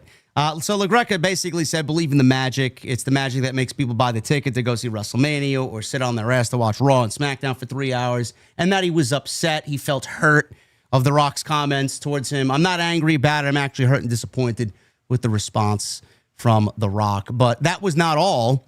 Sean Ross Sapp put out a follow-up after all this, saying that WWE talent reactions to The Rock's Pat McAfee interview were much more on the confusion side than the anger side. So a WWE source did back up the idea of The Rock being called to help ticket sales for the Elimination Chamber, which was seen as a big boost internally. Prior to that, the creative sources we spoke to had been told to work on the assumption that The Rock wouldn't be working or at the show. Many figured that would change after the Chamber, but we're told not to factor him heavily into the promos. Well, I mean, you watch the Chamber and you are going to assume, no matter what, that The Rock is going to be factored into plans because of the way the show went off the air. I don't give a fuck who you are. If you're working there, if you're a fan, you see that and you are to believe that The Rock is going to be a part of the next 6 weeks to WrestleMania. I don't believe that, we were told to not factor him in. He made himself basically forced to be factored in. What the fuck are you talking about? But this all could have been avoided very easily. All it would have taken is in his first promo, which we didn't get for 2 weeks, John Cena coming out and saying something to the effect of, Rock, I'll take it from here. Yeah. Or some kind of line that would have given people, even if they still wouldn't have believed it, like, oh, he'll be at WrestleMania. But like, just to let them know, don't expect The Rock to be a part of this. Like, we saw what happened at the Chamber. Now I got this. Okay. Like, I'll take it from here. Or I didn't sell my soul or something along those lines. And just deading the soul issue right there. Yeah, and they didn't do that. And what I said in my video that I did on it is that I think that was done intentionally. I don't think they wanted people to know that Rock wasn't going to be there. I think they were perfectly content to string people along and say, look, we never announced The Rock. But if they want to believe that The Rock is going to show up at WrestleMania and they're going to tune in to see him, then hey, let them think that, because they didn't shut it down. That's a way to lose fans' trust, bro. I don't know. That's a dangerous game to play. They don't care, though, because they're making money hand over fist, so they don't give a shit. They think they're bulletproof. Now, we know they're not. Like, this streak, this run that they're on now is going to come to an end at some point. But right now, I think they just feel like they're bulletproof. You mean to tell me you're not one of the very few elite ticket holders that spent $40,000 on the elite VIP package for SummerSlam? Well, if I was one of those 10 people, I wouldn't tell you. 10 people. I think it was 10 people. And $40,000. I don't have the full list of what you get. But wow. Yeah, that's the TKO era right there. That's what that is. I don't know. What do we get for that? Do I get to sit next to Stephanie Vaquer during the show? I was hoping that you get to ride Austin's ATV and drive it into Austin or something like that. That could be part of the package. Do I get to commentate a match on fucking SummerSlam night 2? What do I get? Yeah, I said, look, unless I could be a special referee for one of the 2 main events, I ain't paying $40,000. You got to let me book the show. You got to let me be a special referee for at least the night 1 main event, and have a front row seat. At least your alcohol's got to be included in that, no? I better be drinking beers in the back with Steve Austin in the after party for fucking $40,000. That is ridiculous, man. That's absolutely ridiculous. That's SummerSlam. Tickets are going to be just fine for them. But like Jason said, it's going to eventually come down. What are they going to do? Ticket prices are still going to remain the same. They're not going to change the prices. Yep. But moving on with this Fightful thing, they did say a longtime talent said the roster was always in love seeing The Rock at the shows, noted that the card is always at the mercy of Dwayne. And that comment came from a top talent last year, and that was something that they believed pulls The Rock in both ways. One person there we spoke to claimed The Rock didn't want to be seen as interfering with WrestleMania plans last year, but possibly didn't understand how integral he would be to the story. There were a number of talent who brought up that The Rock wasn't referenced, but said that if there were issues with he and Triple H, as the world has speculated, it hasn't made it to the rest of the roster yet. There have always been rumors that the two had a rivalry, and that was based on respect, but was very contentious at times. Regarding the comment to Dave LaGreca on Busted Open, one talent said, "What does that even mean? Is he working every time he stops by and talks to us backstage too? Was that McAfee interview a work even though he specified he wasn't in character?" Said they don't even know what the fucking, it's all a work comment meant, but that was the latest from Fightful. The card is at the mercy of Dwayne. Well, it kind of feels that way every year, doesn't it? Yes, and it will happen next. I guarantee you it's going to happen again next year. Yeah. We're going to go through this every single year. Until Triple H is removed. That's what's going to happen. And then, eventually, they'll also have to put him in the Hall of Fame. So then it becomes, what year is good for Dwayne? And when can we kind of promote a Hall of Fame around his induction into the Hall of Fame, and we got to make it all about Rock. So we'll have that down the road as well. Yeah, so that's the latest there. Rock is not going to be seen or heard from. You know, I even had people reach into my DMs on Twitter. Jay, did you see Rollins? He did the throat slash on Monday Night Raw. I'm like, guys, I'm not doing this again. Please, I'm not doing this again, man. Has nothing. I didn't know that Rock invented the. I didn't know he invented that, the throat slash. Apparently, that's copyrighted by him. I've never seen that before. I guess so, but no. Now, we once thought that maybe Rollins and Rock were aligned in some way, hopefully, but that is not the case. You thought that. A lot of people thought that, just not me. No, but you thought that. I did think that. When you were on your whole kick about the third man. Yes. Yeah. There should have been a third man. Oh, now there should have been one. But you said there would be one. I did. The Rock fucked everything up, so I'm just going to go with that. Just pointing that out. Now, don't listen. The third man discussion is not going to end because we're going to talk about the third man potentially with Paul Heyman in a little bit. So that is going to be a recurring theme here on this show. So that's the Rock news, and hopefully we can put that stuff behind us. Moving on with the rest of the SmackDown news and what happened on the SmackDown after Mania. What'd you think of Fraxium, Jason, being called up to the main roster and finally getting that call up and being placed on Friday night? I know a lot of people told me, and I love them. I think they're the best tag team right now in the industry, bell to bell. But a lot of people were telling me they probably would have been better off on Raw because the Raw tag team division is a little bit weaker. What do you make of them getting called up on Friday night? I think it's great. I think they are, if not the best, one of the best tag teams in the world right now, and certainly in the company. And whatever brand they're on, they're only going to, elevate that division. I could see people's point when they say that. I do think they probably match up better with the teams on SmackDown, though, with the Machine Guns and, teams like that. The Raw tag team division could use some help, but I have no issue with them being on SmackDown. I think they're going to kill it. I think they're more than due for a call-up. And so I think it's a great, plus for the brand on Friday night. Yeah, they are. They're going to do good there. Hopefully they take their time with them and they don't rush them into anything too serious too quickly. But the match with... Don't you agree, though? Like, they just match up better when it comes to... Angel and Berto and the Machine Guns and DIY. I just think they match up better with the teams on SmackDown than they do on Raw. Yeah, no, I agree. Yeah, I mean, outside the New Day, War Raiders, the Creeds, I don't even know who else is the tag team on Raw. Oh, Judgment Day. I guess. Judgment Day. Yeah, that's all right. Yeah, you're right. They do match up better with the SmackDown tag team division, but they are officially on the main roster now. They defeated Los Garza. Tiffany Stratton was confronted by Jade Cargill, and we got a non-title match that was ultimately ruined by Naomi and whatever she was doing on Friday night. It looked like like an exorcism or something. It looked like she was moshing at a fucking Hatebreed concert. I don't know what the fuck was going on, but that happened. And then we got Nia Jax rekindling her quest for the Women's Championship and going after Tiffany Stratton.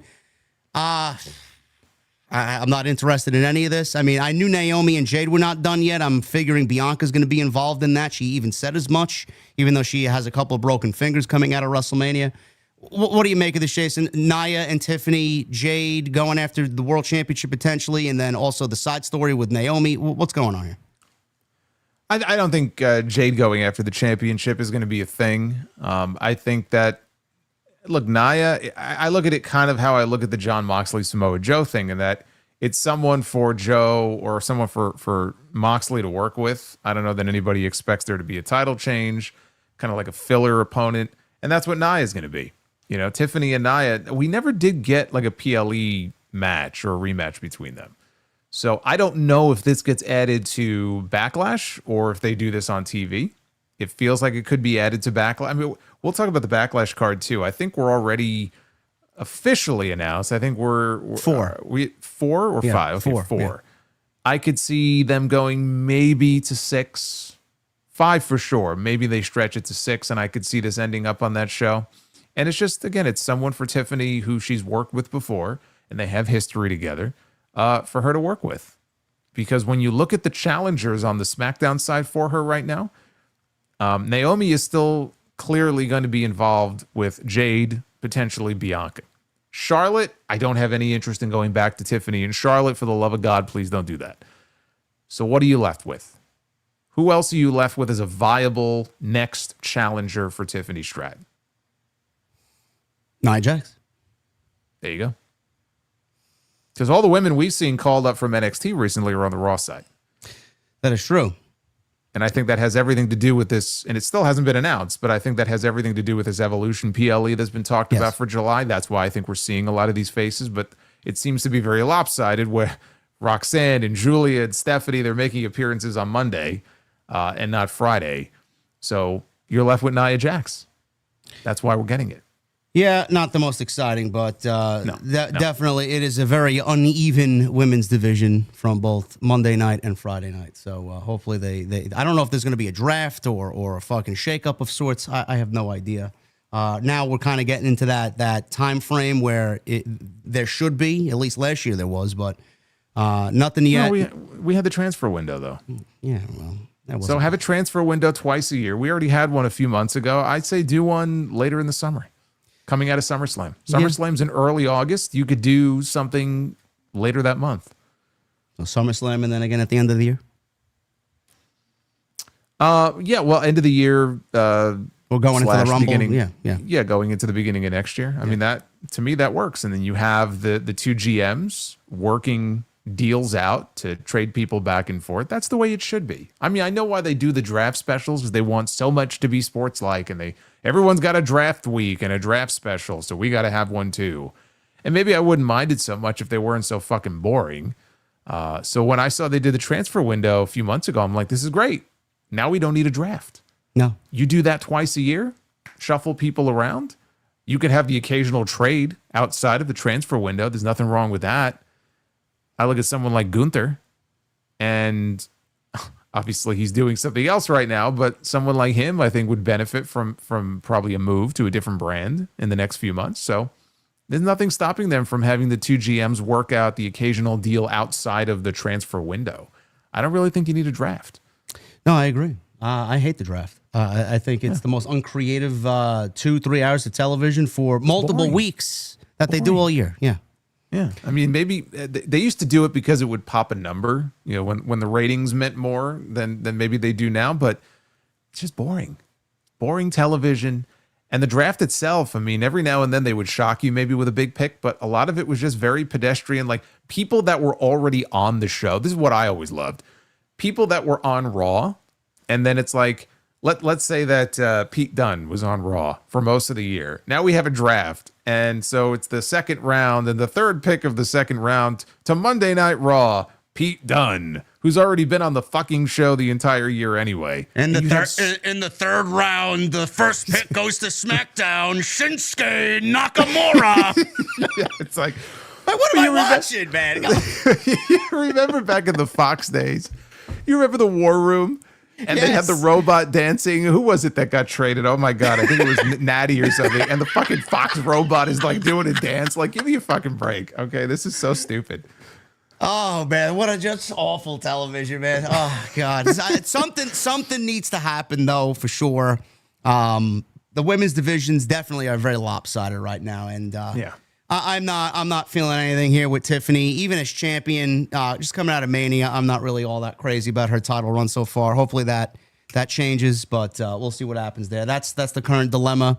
Bianca, Naomi, Jade, I want to see where they go for sure. I know Naomi mentioned something that I think it was on Nikki and Bree's podcast this week, that she and Jimmy want to try having a child, and she's getting up there in age, and she's eventually going to have to take time away. I don't know exactly what she's thinking, but I'd love to see Naomi win at least one championship before that time comes. I think she has set herself up with the heel run for that to happen, and it'd be meaningful. And then maybe Bianca and Naomi feud over the championship on Friday night. I think that could be good.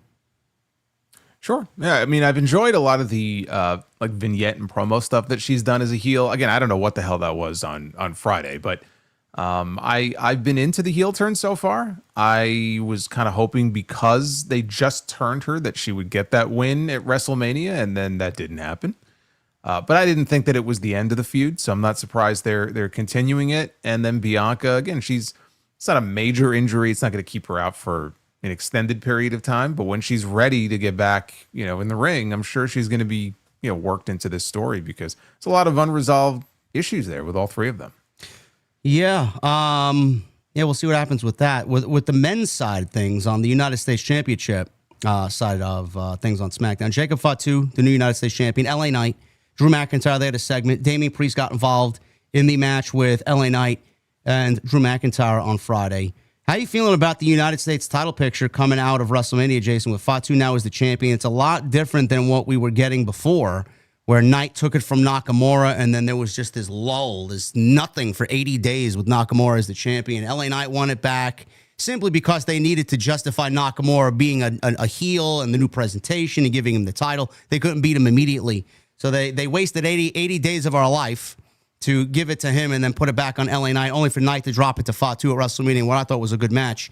How you feeling about the U.S. title picture? I think this is as strong as it has been in many, many months. But I think we can come to an understanding here that Fatu is probably going to be a champion for a very long time here. He should be. I like it. I mean, the idea that there's a lot of competition all of a sudden, for this U.S. title, when before we were talking about, boy, they don't have anybody lined up for LA Knight, right? Who's going to challenge him for the U.S. title? It just didn't seem like there was really anybody lined up. And all of a sudden, you got Fatu out there, Solo Sikoa's there, Drew McIntyre's getting involved. So all of a sudden, there's a lot of competition now for this championship, which is great. And we know they're still building towards Jacob and Solo. I thought that would be a backlash match, but the slow burn is even slower than I thought. Not quite as slow as the slow burn for the breakup of Theory and Waller, which continues. Did you see that segment last night with them? It was during one of the commercial breaks. I did. Apparently, Grayson Waller got a match next week on Monday Night Raw for God knows what reason, and Austin Theory was upset. He was upset by this. And I said, so the slow burn continues. I can't wait for the actual split. Is the burner even on? That's what I want to know. My heartburn is on watching this, but I can't wait for the actual split between these two in 2034 when we finally get it. Like, and what are we doing? Fans really want, not Priest, fans really want Theory as a part of this new dangerous alliance with Paul Heyman. Some fans do. Yes. He's been so marginalized and just slotted in a certain spot for so long. I can't bring myself to get excited about it. And it's too bad because he's a talented guy and he's still, how old is he? Still in his 20s, right? Mid-20s, late 25, 26, yeah. Is he? Yeah. I thought he was maybe a little bit older, but yeah, I mean, there's a lot of potential there. They just, in all the times they've pushed him, they just haven't been able to really, I feel like, pull it completely out of him. And they've just been teasing this split between these two now for a comically, just absurdly long time. Is anybody going to care when it finally happens? No. I don't think anybody's going to really give a shit. No, he's the recipient of the golden egg from Vince McMahon. That's all we know. That's right. Yeah. My egg. Remember that episode of Married with Children where that woman was reciting a poem? Remember, yes, Jefferson and Al at the fucking duty bar throw eggs at her, man. My eggs above my legs. And then the egg fucking hits her. Oh, my God. Classic. Oh, man. If that show was on now and that scene aired in 2025, cancellations everywhere. Oh, my God. There would be mass protests. Love it. Austin Theory is 27. Grayson Waller is 35 years old. What are we doing? 35 years old and we're waiting this long for fucking a breakup of this tag team? He'll be 45 by the time we actually get the split. They wait any longer for it. Oh, my God, man. That's awful. Listen, we don't know. We'll talk about who may or may not be added to Paul Heyman's new group. But yes, that is the United States Championship title picture. I like it. And listen, John Cena is going to be a champion for the majority of the year. He's holding the SmackDown belt. So the other guys are going to need something to fight over. It's now as good a time as any to make that United States Championship almost feel like a world championship because Cena is going to have a fucking grip on the WWE title. That's good. Yeah. And again, I would not take the title off Fatu for a while either. It's just amazing. Like, I remember when he first came in and there was a WrestleVotes, I think, had a report that there's concern within WWE that Jacob Fatu could potentially overshadow Solo Sikoa and all the progress they've made because they're really pushing Solo hard at the time. And I just remember I laughed at that and I'm like, of course he's going to overshadow Solo Sikoa because he's Jacob Fatu. I mean, he's had a lot more experience doing this than he has and at a very high level. And he's just charismatic in a way that Solo, especially at that time, really wasn't. Solo's actually a really funny guy. Like if you watch some of the stuff that he does now, like he's a funny guy. And we get to see more of his personality now than we did a year ago, 2 years ago. But he's no Jacob Fatu. And it's not even necessarily a knock on Solo. It's just Jacob is fucking awesome. And I mean, Stevie Wonder could have seen that he was going to overshadow Solo Sikoa when he debuted. And now the roles are reversed, where he's a champion. He comes out there, and Solo looks like, he's kind of praying at the altar of Jacob Fatu. But this is where we always expected it to go, where maybe Jacob would lead, the bloodline or his version of the bloodline. And by the way, I do think at some point he will lead his own group. But right now, I mean, he's so over, even though he's still supposed to be a heel, that we'll see when we get the match with him and Solo, what comes out of that. Where does he go from there? Once that's over and done with, that's when I really want to see what they do with Jacob. When he's removed from this whole bloodline thing, where do they take him then? Yeah, we talked about a trade or a draft window. I think Solo moving over to Raw is probably the best move to make there. Get him away from Jacob Fatu. Overshadow is not even a fucking legit term to even use. I mean, it's whatever's beyond overshadowed. Are they worried now? Look at the reactions the guy's getting, and look at where Solo is. They don't give a fuck. They don't seem to care. But we knew this would happen though. Yes, we did. I mean, all you got to do is watch, like you said, his body of work for the last few years on the Indies before he got picked up. Yep. It's crazy. So, yeah, that's the United States Championship title picture. Speaking of the U.S. title, on the ladies' side, Zelina Vega, she beats Chelsea Green and finally captures the United States Championship. Really nothing much to say there. Finally gave her the title victory over Chelsea. And then that household... Aleister Black returns. So right after Aleister Black's wife won the United States Championship, Zelina Vega, he shows up and black mask to the Miz wearing a white suit, very reminiscent of Cody wearing the white suit in Miami when he made his debut with AEW. What did you make of Aleister Black, Jason, here returning? Did you... I don't want to say it was underwhelming, but I can't really see anything but underwhelming. The Miz is just underwhelming to me. I expected a lot more. The reaction in Fort Worth, Texas wasn't really, all that great after 5 years of being away. I know it's probably just an ease to get him back integrated into the show and in front of this audience, but I can't help but feel underwhelmed. Did you feel underwhelmed seeing this return for Aleister Black? I felt underwhelmed by the reaction. Rusev got a better reaction when he showed up on Raw the previous week and returned after 5 years than Aleister Black did. I mean, there was that initial reaction when he first immediately sprung up during his entrance. And by the way, I'm very happy he kept his music. That was my favorite part of the whole thing, just hearing that music again. He did not get Def Rebelled. Not yet. Yeah, give it 6 months. Not yet. No, just remember they gave Sheamus his old music back, and then within a few weeks it was the Def Rebel special. I still can't quite. Yeah, but if they're gonna go Def Rebel for Aleister Black, I mean that's gonna be very difficult to even come up with something good because whatever they come up with is gonna be nowhere near what he's got now. So. No. So I'm just saying though, don't assume just because he came back with the music that the music is back for good. I just don't trust them. But so the presentation was great. Once he was in the ring, it just felt like, I don't know, it was kind of quiet, a little quieter than I would have hoped it would be. The Miz thing is just a way to reintroduce him. Obviously, it's not as good as the way they debuted him in AEW. AEW wins the day as far as that goes. The way they brought him into the company and what they did with him and Cody, that's how you establish him as someone to pay attention to. That's how you establish somebody who's a major player. I'll be honest with you. I know this is, obviously, it's not, they want him to be a babyface, but I was almost hoping that if Cody did show up, since he's not going to immediately be working a rematch with Cena, can you imagine if they would have debuted Black in the same way they debuted him in AEW, and that's how they took Cody off television? Cody is on SmackDown on Friday. I would have loved that. Yeah, it would have been fucking great. Again, they want him to be a babyface, and I get why they didn't do it.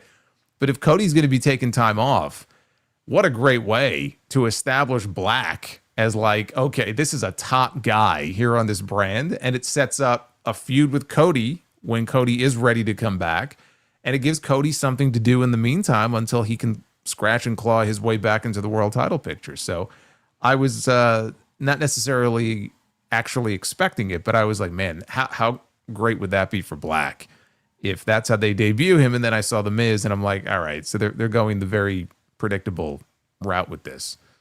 Yeah, but if it leads to a Aleister Black and Carmelo Hayes one-on-one match, I mean, I can't complain about that. Which is what I assume we're going to get. Not good for Hayes, but I mean, it is what it is. But and I assume that's what we're going to end up with. Yeah. I would have done an LA Knight or even a Damian Priest. Lights go out, fucking Black Mass in the ring. He shows up there. We get the full entrance next week. But they want him to be a babyface. Yeah, I get it. I mean, that's what I got out of it. I suppose he could still be a heel, but him going after The Miz, he's going to be a babyface. Yes. If they wanted him to be a heel, absolutely. He could have attacked any of those guys. Knight, Priest, Cody, take your pick. The fact they went with The Miz, look at what they did with Rusev on Raw, right? They want him to be a heel. Black, they want him to be a babyface. Yeah. We'll get to Rusev. He had a vignette on Raw last night. We'll definitely get to that. Tag team title match here on SmackDown was the talk of the town. Ladder match, Street Profits, DIY, Motor City Machine Guns, TLC. This was I can't even begin to tell you what the last SmackDown main event was that was really, really, really good. I probably have to go back. The only one that's really coming to mind is Cody and Solo in the steel cage. Yeah. As of recent, in the last year and a half, maybe 2 years. But this was fucking tremendous. I know a lot of people, even myself, were like, well, why wasn't this on the WrestleMania card? But we got the New Day and the War Raiders.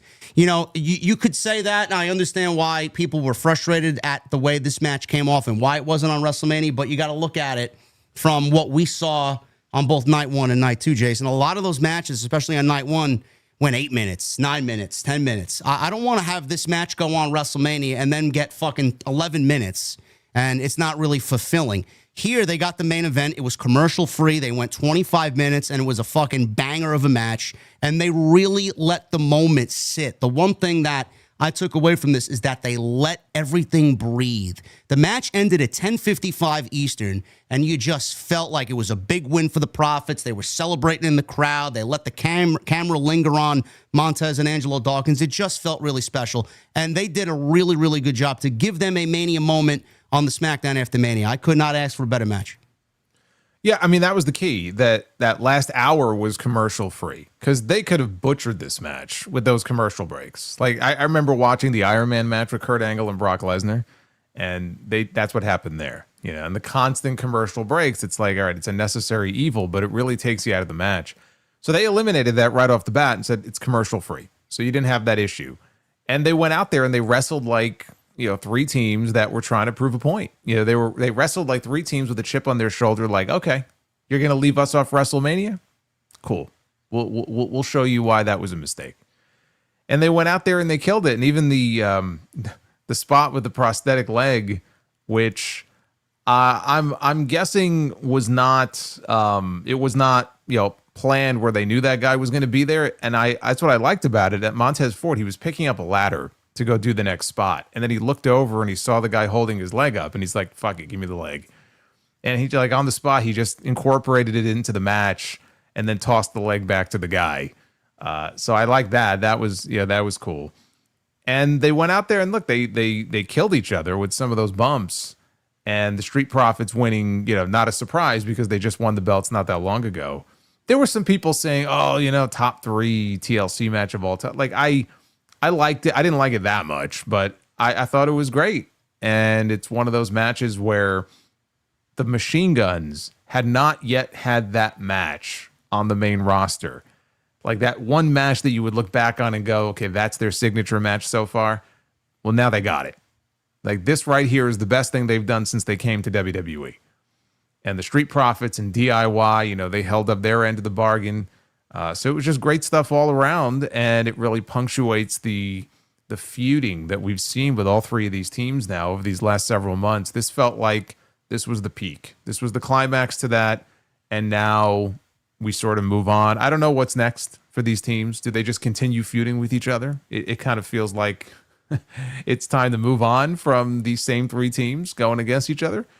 So I don't know where it goes, but I really enjoyed it. I'm glad they had the chance to do that commercial free. And I don't put it in my upper echelon of, greatest ever TLC matches, but it was a pretty badass match.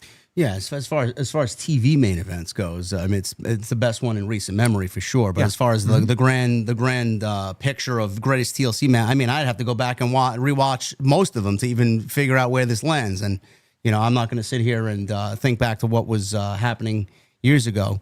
But the one spot here that everybody was talking about as well was Angelo Dawkins spearing Tommaso Ciampa as he hung from the belt rung and the table was down below. And listen, it was a great spot. It didn't land as flush, and I kind of worry when Ciampa's hanging up that high and his history of neck issues. But I mean, that was a great spot. That popped everybody. I mean, they took some risks that they didn't have to, and they really wanted to kind of make it their own. The callbacks that we've seen in the match to some of the things that they did. Listen, it was a perfect recipe, and they went WrestleMania on SmackDown, and again, everybody loved it. So, well, this was their WrestleMania. Yeah, really. It's exactly what it was. So that was the main event. DIY, Machine Guns, Fail, Profits are still the champions. I hate their new theme music, but they're trying to make it their own because they got some now arm gesture thing that they got the crowd doing and chanting along with them. So I'm glad that they actually found some use for this new Def Rebel song that they got. But if they're still baby faces, I don't know why they got rid of their old theme. Isn't that what Moose does when he comes out? Yes.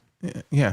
So I mean, it's not really their thing, but I guess they're trying to make it. They need a thing because the song is so terrible. But yeah, that's what happened on Friday Night SmackDown. Decent show, and Malachi or Aleister Black is now officially back with Friday Night. He's going one-on-one with The Miz on this coming Friday Night SmackDown. So we will definitely look forward to. You'll notice with him though, it's still with the eye. Yeah. The eye and no facial hair. He doesn't look the same without no facial hair. Yeah, but the eye is the thing that I noticed. Like that friggin' eye, man. It's long-term booking. How long has it been? Yeah, was it 5 years? Yeah. 6 years? Yeah, he incorporated that into his AEW coming trailer. Yeah. Yep. In the insane asylum. But, and it kept getting bigger. Yeah. Like the black circle around the eye just kept, like, it was getting worse and worse and worse. So yeah, the eye is it's still not all there. We'll see what they do. I don't know if he's going to go and kind of mix in some of the Dark Father stuff, or maybe they just go back to what he did in NXT, which worked perfectly. So we'll see what happens. But he's back officially on Friday night. Monday, last night, we got a very good Monday Night Raw as far as story progression. There was a lot of big story elements to come out of Monday Night Raw last night. Rollins, Breaker, and Heyman. Obviously, we needed some explanation as to why all of these three got... We know why Rollins and Heyman are together. We saw that at WrestleMania, but they now have added Breaker to the mix. We didn't really get any solid why, but the makeup of the group so far, I'm liking it, and I'm liking Seth Rollins' demeanor, Jason. I don't know if you are feeling the same way. Rollins has got this perfect nature about him where... He plays the good guy and kind of dips into the good guy, bad guy, good, evil type of role. I don't know if that's going to progress over the next coming months, but I do see a little bit of the Messiah, Seth Rollins, coming out in him. And I was actually a big fan of the Messiah, Seth Rollins, just by his character work alone, not the group really. But I like that vibe that he gives off. And I genuinely feel like this is the long game that we're playing. And we'll get into what they did with Sami Zayn. Rollins is the end goal here for the World Championship on Monday night. If we're looking at somebody that's going to take down Jey Uso, it's obviously being set up to be Seth Rollins at SummerSlam. Yeah. Look, I mean, I didn't think Jay's run was going to last beyond SummerSlam anyway, if that. I would be very surprised if he was still champion beyond SummerSlam. And also, based on what they did last night, it would feel a little quick because Backlash is less than 2 weeks away. Yep. So it would feel a little quick to go right into him and Sammy, and we'll get into the stuff with Sammy. But I could see them doing it, but it doesn't change the fact that, and I think we might be thinking along the same lines as far as what the longer-term picture is going into 2026 when it comes to these two. And that's a change, because if you would have asked me that question, like, where do I see things going with the World Heavyweight Championship or with Sami Zayn, going into next year, I had Drew McIntyre in that spot. Me too. Because I just saw, okay, there's history between Sammy and Drew, and Sammy can't beat this guy. And so maybe when that day finally comes, that he does, in fact, win his first world title, it would come against Drew. And here we are now a couple months later, and I'm seeing things a little bit differently. Plus, Drew's on SmackDown anyway. So I think that might work a little bit differently here. Yeah, I like the makeup of the group too. We didn't get any explanation really. It was basically just a lot of dialogue between Seth and Sammy. It was the Sammy story. And I thought it was smart for them to do what they did. They had that hook right from the beginning of the show. You've got to make a decision. You have until the end of the night to make a decision about whether or not you're going to take us up on our offer, because you're my friend and I don't want things to end badly for you. So I want you to leave. I'm going to give you a pass. You get to go to SmackDown instead of being here, because if you're here and you don't believe in my vision, then you become an enemy. So he gave him until the end of Raw to make up his mind. And whether or not you are invested in that story, it's always a smart, kind of plot device to keep people tuned into the show. And that was the key story on the show last night. Would Sammy stay, or would Sammy choose to, tuck his tail and go to SmackDown? Which, if you know the Sami Zayn character, pretty much after the opening segment, I think you pretty much knew what his decision was going to be. I don't know what was going on with Braun Breaker, though. He looked orange. Bro, he looked like I don't know what happened. It looked like he dumped himself in a vat of fucking orange goo. I don't know what happened. He's going to rename him Bronze Breaker because he looked like a fucking statue last night. Like, it's unbelievable. I saw he and MJF, man, they're using the same spray tanner or self-tanner. I mean, I understand, like, it's a cosmetic business. It's a television show. You want to look your best. What is wrong with the way he looks normally? Have you seen a normal picture of him on social media? He looks fine. Why does he have to be so orange? He doesn't. He doesn't. I don't know. Dude, he looked orange, like Cheeto orange. Yes. It was kind of scary, honestly. Like, maybe that's why he did it, because it makes him look scarier. I don't know, but he's gonna get a cease and desist from Taz if he keeps doing that. That or a Tropicana orange juice. I don't know, one or the other.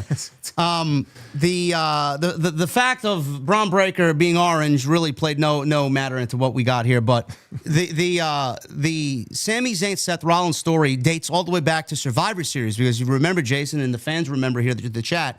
The dialogue between them, Sammy asked Rollins twice if he wanted to be a part of the Bloodline War Games team to battle Solo's bloodline, and Rollins said no. Solo also asked Rollins, and he said no to Solo as well, because he did not want to help Roman regain everything that they fought so valiantly to stop him from winning again. And they stopped him at WrestleMania with Cody.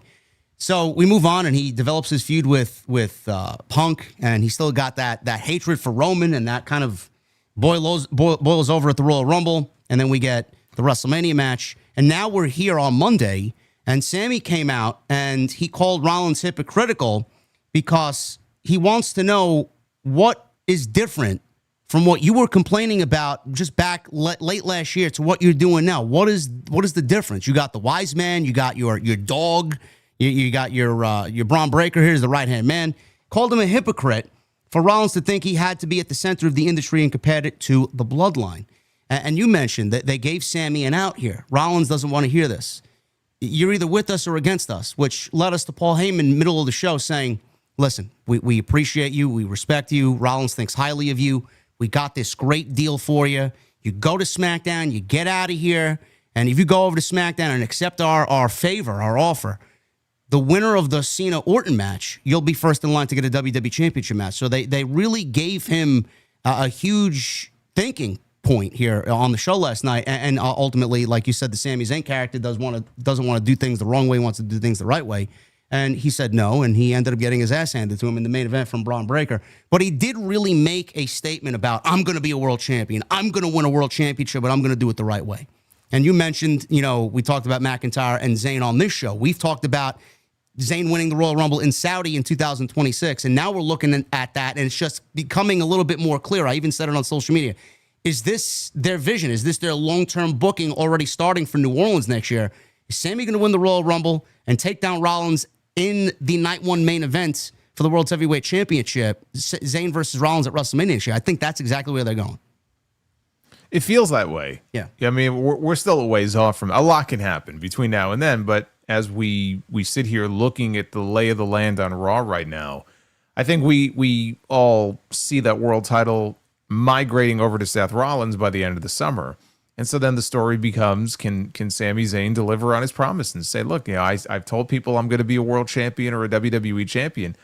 And again, instead of Drew being in that spot, which is where I thought maybe things would be going, it's Rollins. And you get Sami getting his big moment in that main event on night 1 of WrestleMania next year in New Orleans. That feels to me like the right story right now.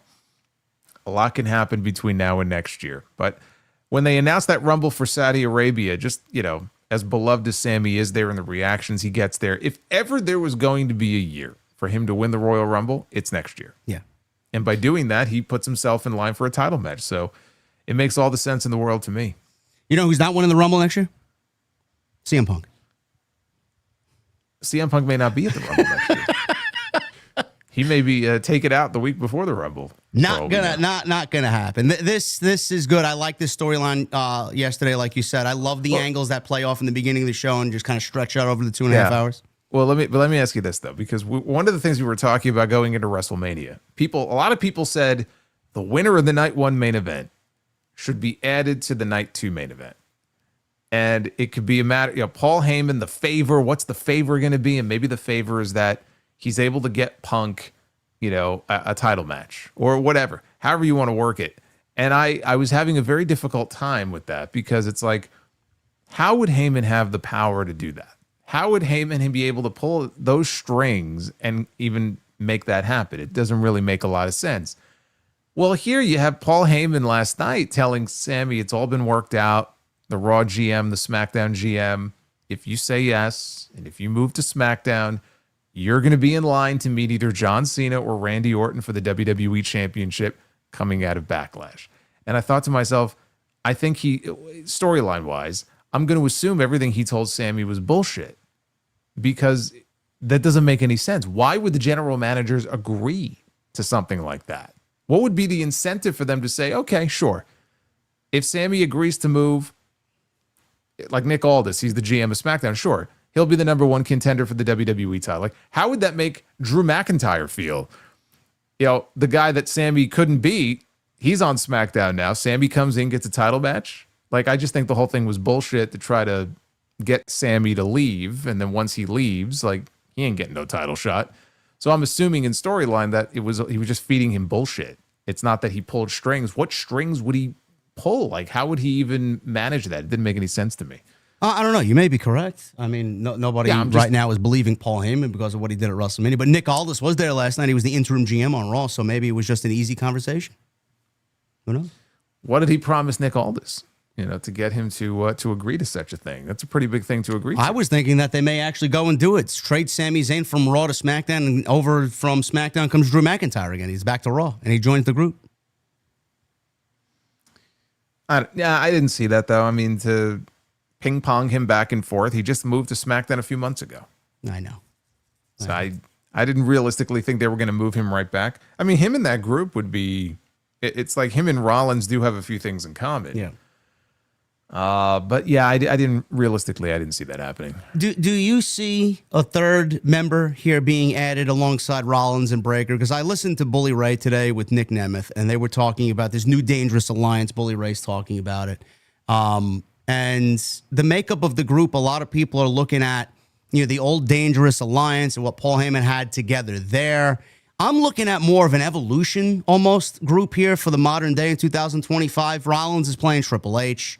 Paul Heyman's playing Ric Flair. Braun Breaker's playing Batista. Who's the young Randy Orton in this case? Do you see them adding another member? And I know a lot of people have said McIntyre and Austin Theory would be a great inclusion here. Do you see them adding a new member? And if so, who? Or do you think they're not adding a new member at all and this is the group? I think this is the group right now. I do think months from now we could see a third member.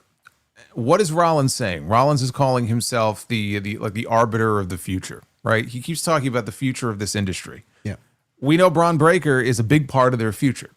So it would make more sense, I think, for it to be somebody who's on the ascent. And the name I keep coming back to, and I actually think it would be great for him, and I think he would fit this group when they're ready to call him up, is Ricky Saints. Really? I thought you were going to say Trick Williams. I mean, that could work too, but I think Ricky Saints would work in this group as well. What you don't really need is like an ass kicker type. So people who might say, a Jeff Cobb, for example, who is likely coming to WWE. I'm not saying that it wouldn't work necessarily, but you got Braun Breaker. So you don't need a Bronson Reed or a Jeff Cobb or an Oba Femi or somebody, of that type. A Ricky Saints, though, I think is different enough from a Braun Breaker, but also could be seen as one of the future stars on the main roster. And I think someone like him would fit in that group, and his interactions with Heyman, and I could see that working. I could get behind that move. So if you're going to talk about NXT names, he's the one that I would be eyeballing for that spot. Listen, I just look at it in a simple way. Does he look good in a suit? Yes, he does. Is he going to look good standing next to Paul Heyman, Seth Rollins, and Braun Breaker in a suit? Yes, he will. So it could definitely work. What did you make of the fact that this is obviously a heel faction because of what Heyman and Rollins did to Punk and Reigns at WrestleMania? Rollins comes out, he's got the same theme. I don't think they're going to change his theme, but everybody's singing along, and they're singing along to Rollins as if he's a babyface, but he's operating as a heel, and he did the dastardly thing to Punk and Roman at WrestleMania. Fans are singing his song, and then in the main event, Braun Breaker spears Sammy 3 times, and then the fans are chanting one more time to Sami Zayn for Braun Breaker to kill this guy. And Sami Zayn is as blue collar of a babyface as you could possibly get in WWE, and the fans are calling for this guy's fucking head last night. What do you make of that? Are you concerned that the fans are cheering the heel group, or does it not matter? Because, I could see why people enjoy Rollins' shtick. I could see why people enjoy Braun Breaker and cheering Braun Breaker. He's fucking cool. But is this a problem in the long term? I think it's a problem right now with WWE in general. We saw it with Becky Lynch last week. She beat the hell out of Lyra Valkyria and went to go leave, and everyone was chanting one more time. And she obliged, and she went back and hit her with another manhandle slam. So it's not limited just to these guys. I think it could become an issue if they really want them to be like the dominant heel faction. Then it could become an issue if this were to continue. It's going to be very hard with Braun Breaker because he's cool. He's got that cool factor. People aren't going to want to boo him. He's running the ropes at fucking 25 miles an hour. He's hitting people with all these amazing looking spears and just destroying people left and right. And you're just going to have fans that aren't going to want to boo him. So that's going to be a challenge, I think, to get people to really hate this guy. But this is becoming it's becoming more of an issue that I'm noticing with WWE in general.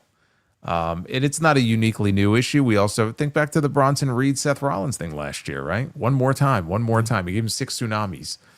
So it's not like it's just like a brand new phenomenon here. But I'm noticing it more often where the fans are sort of just, I always say the fans are the heels. I've been saying it lately a lot. The fans are the heels. And sometimes you'll just get some crowds that are just heel heavy, and they're going to cheer for the heels and not even necessarily boo the babyface. It's not like Sami Zayn got booed last night, but you just had people going one more time. Yeah. And like you said, it's just, man, like that's not the reaction that you would want. No, that's the reaction that Vince would try desperately to not want to hear ever again, especially if he's got something in mind. So it's amazing to think back what Vince would have done and what Triple H is doing. Vince would have changed it and went against the fans so vehemently. He would have did whatever it took to make Braun Breaker and Rollins a heel. And Triple H is actually just letting them go out there and be themselves. It's almost as if heel and babyface doesn't even matter sometimes to him. And maybe he's right in that regard. Maybe it's best to not, because Vince would do that. He would fight if the wave was coming in, like he would fight against the wave. Even when sometimes you're just like, dude, just like listen to the crowd and just go with it. Like this is what they're telling you something here. And he was so fucking stubborn sometimes he didn't care. It had to be his way. So I think there's something to be said for someone who's willing to just kind of listen to the audience and say, okay, well, if the crowd is reacting this way, then maybe the more that happens, maybe we should listen and pay attention and not do this, and we'll do this instead. So it's nothing to like panic about right now. For God's sakes, this was week 2. But I would say if they really want to get them over as the top heel faction, and this is still going on in week 8, week 10, then they may have to come up with some kind of angle. That's what they did with Austin and Triple H with the 2-man power trip. People didn't really want to boo Steve Austin when he went heel in 2001. So what did they do? They came up with stuff. We have to find a way to get this guy hated. What do? I know what. We'll have them beat the living shit out of the Hardys and Lita with steel chairs. I still remember that angle to this day.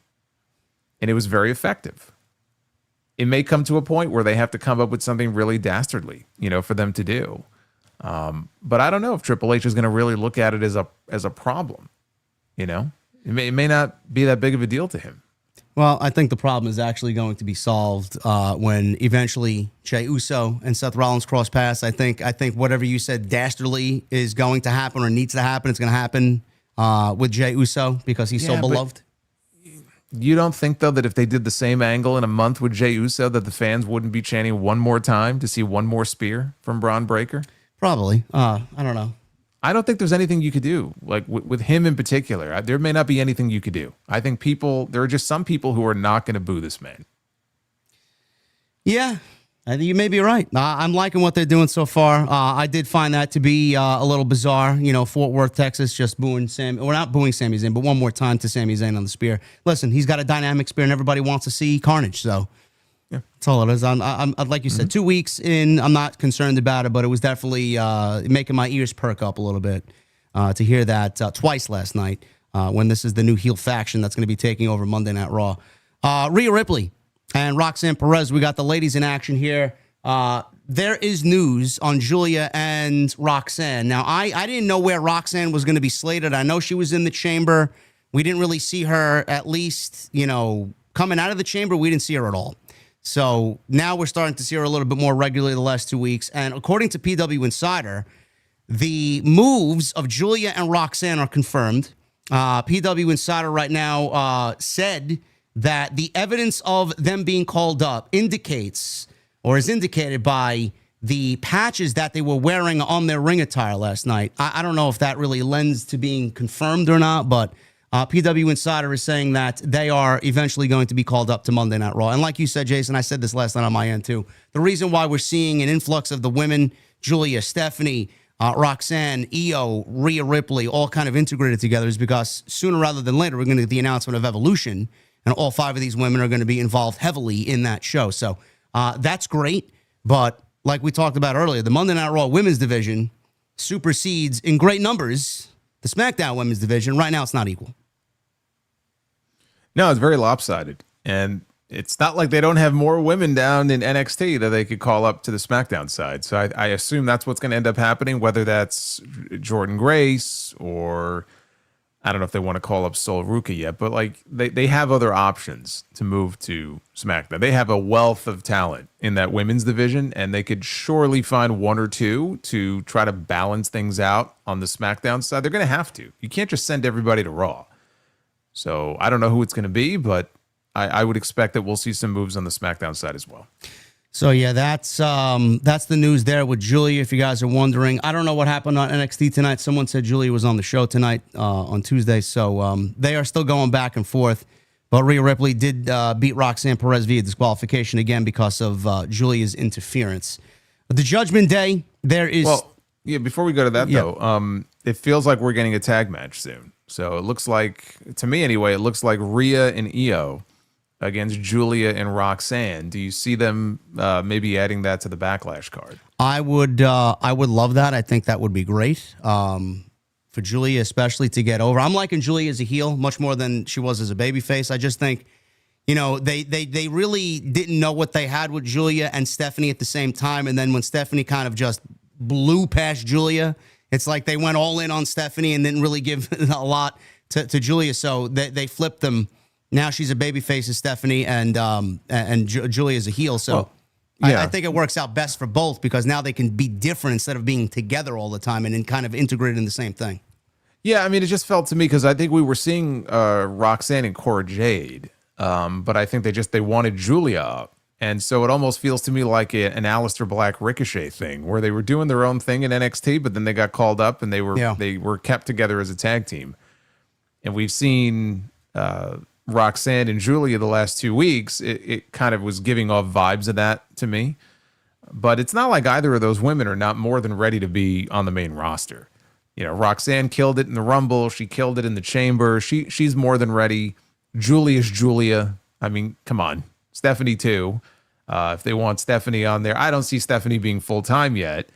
But maybe Stephanie gets like a Kevin Owens type run where Kevin Owens was the NXT champion when they called him up and he was feuding with John Cena. And he just split his time between the two shows. Maybe we'll see something like that with her, where she'll be on NXT because she's the champion, but we will start to see her with some regularity on these shows too, because she's fantastic. She's unbelievable. Everything she does is perfect. Yeah, I mean, you talk about just superstar potential. She has it in spades. So the more we get to see of her on Monday, the better. She had that great match with Io last week. I wouldn't say it was the match with Ivy last night wasn't great. It was actually probably the weakest Stephanie Vaquer match we've seen so far on TV, but there just wasn't a whole lot to it. It was a fine little showcase for her. She's had better matches, but that's 2 weeks in a row. So that tells me that I would expect that we would see her, maybe not every week, but we would see her with some regularity on Monday nights. Yeah. I hope that announcement comes soon. I would like, I don't really care. I'm not going to complain to see Stephanie on television every Monday, but I would like an explanation as to why these NXT women are here. Are they called up? Let us know. Evolution, is it coming? Let us know. Because that's a lot of talent to just be kind of shuffling back and forth with no explanation. But that's the WWE's thing. They don't really feel like we need an explanation, but with the amount of talent that we got, I think people are enjoying it. And I said this, I don't know if I said it with you last week or if I said it on my show last week when I covered Raw, but if there is one woman who is eventually going to be in a main event, and I'm talking about closing the show on night one at WrestleMania, it is going to be Stephanie. I think she's got that potential to be the last match in a major women's match at WrestleMania. I think she'll be the next woman to do that. Stephanie and Rhea? I could see it. I think that's the match. That's the dream match to go for. Yeah, I agree. I don't want to see Charlotte in that. I was going to say Charlotte, but no, we had enough of that.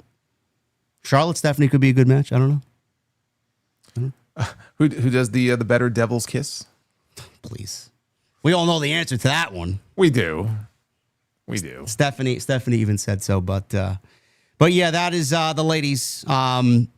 We'll see what happens with Evolution. I think that's coming soon, very soon.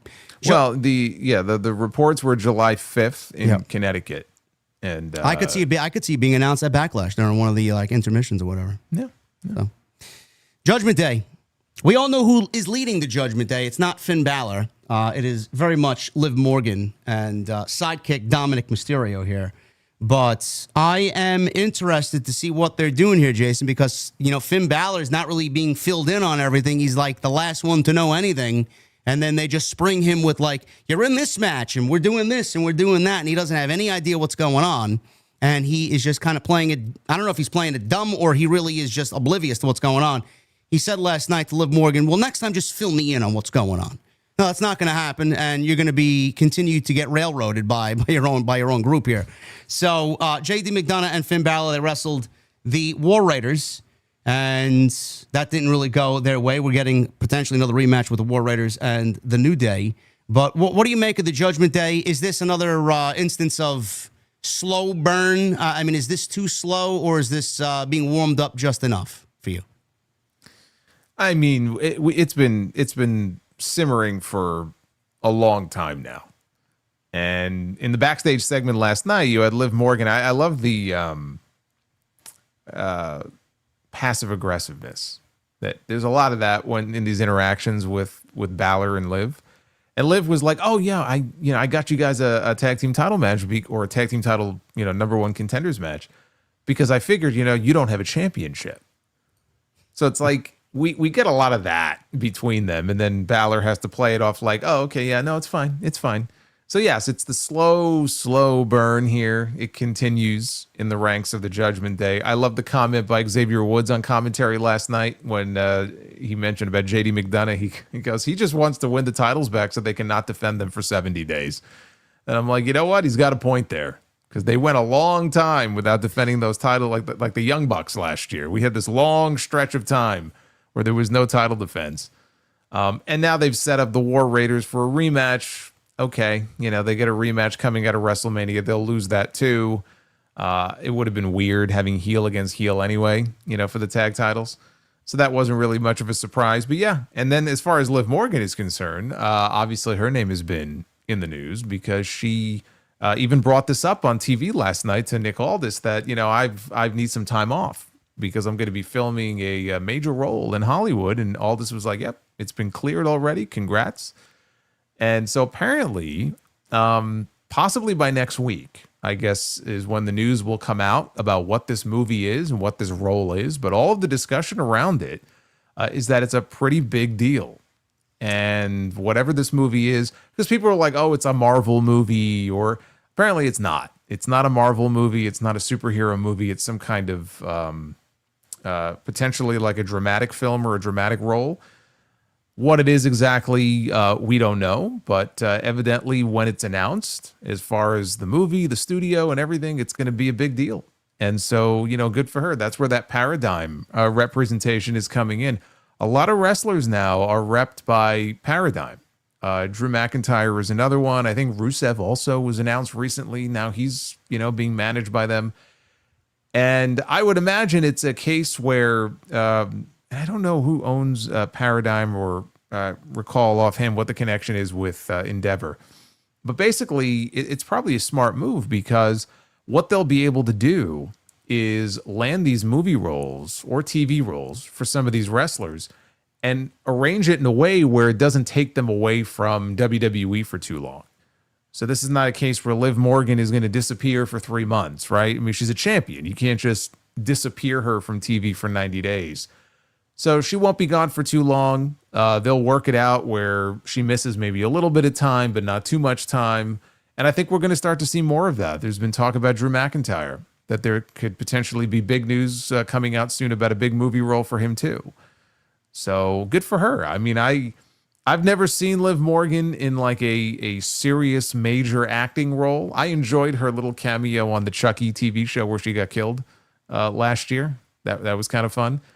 But this will be something new for her. I don't know that she's going to be the next big kind of breakout Hollywood star as far as wrestlers go, but it sounds like this is going to be a pretty big deal for her. Yeah, one source described, this is coming from Fightful, by the way, one source described Morgan landing the role that Jason's talking about as one of the most impressive gets imaginable, suggesting the project boasts high-caliber talent both in front of and behind the camera, and comes with significant prestige. Another contact indicated the opportunity could cement Morgan as Hollywood's next breakout star if the film achieves its internal projections, and the project has drawn comparisons to the critically acclaimed films such as Everything, Everywhere, All at Once, and The Raid, which 2 movies I've never seen or heard of. Everything, Everything, what was it again? Everything, Everywhere, All at Once. Right. Everything, Everywhere, All at Once. I think that won the Oscar for Best Picture a couple of years ago.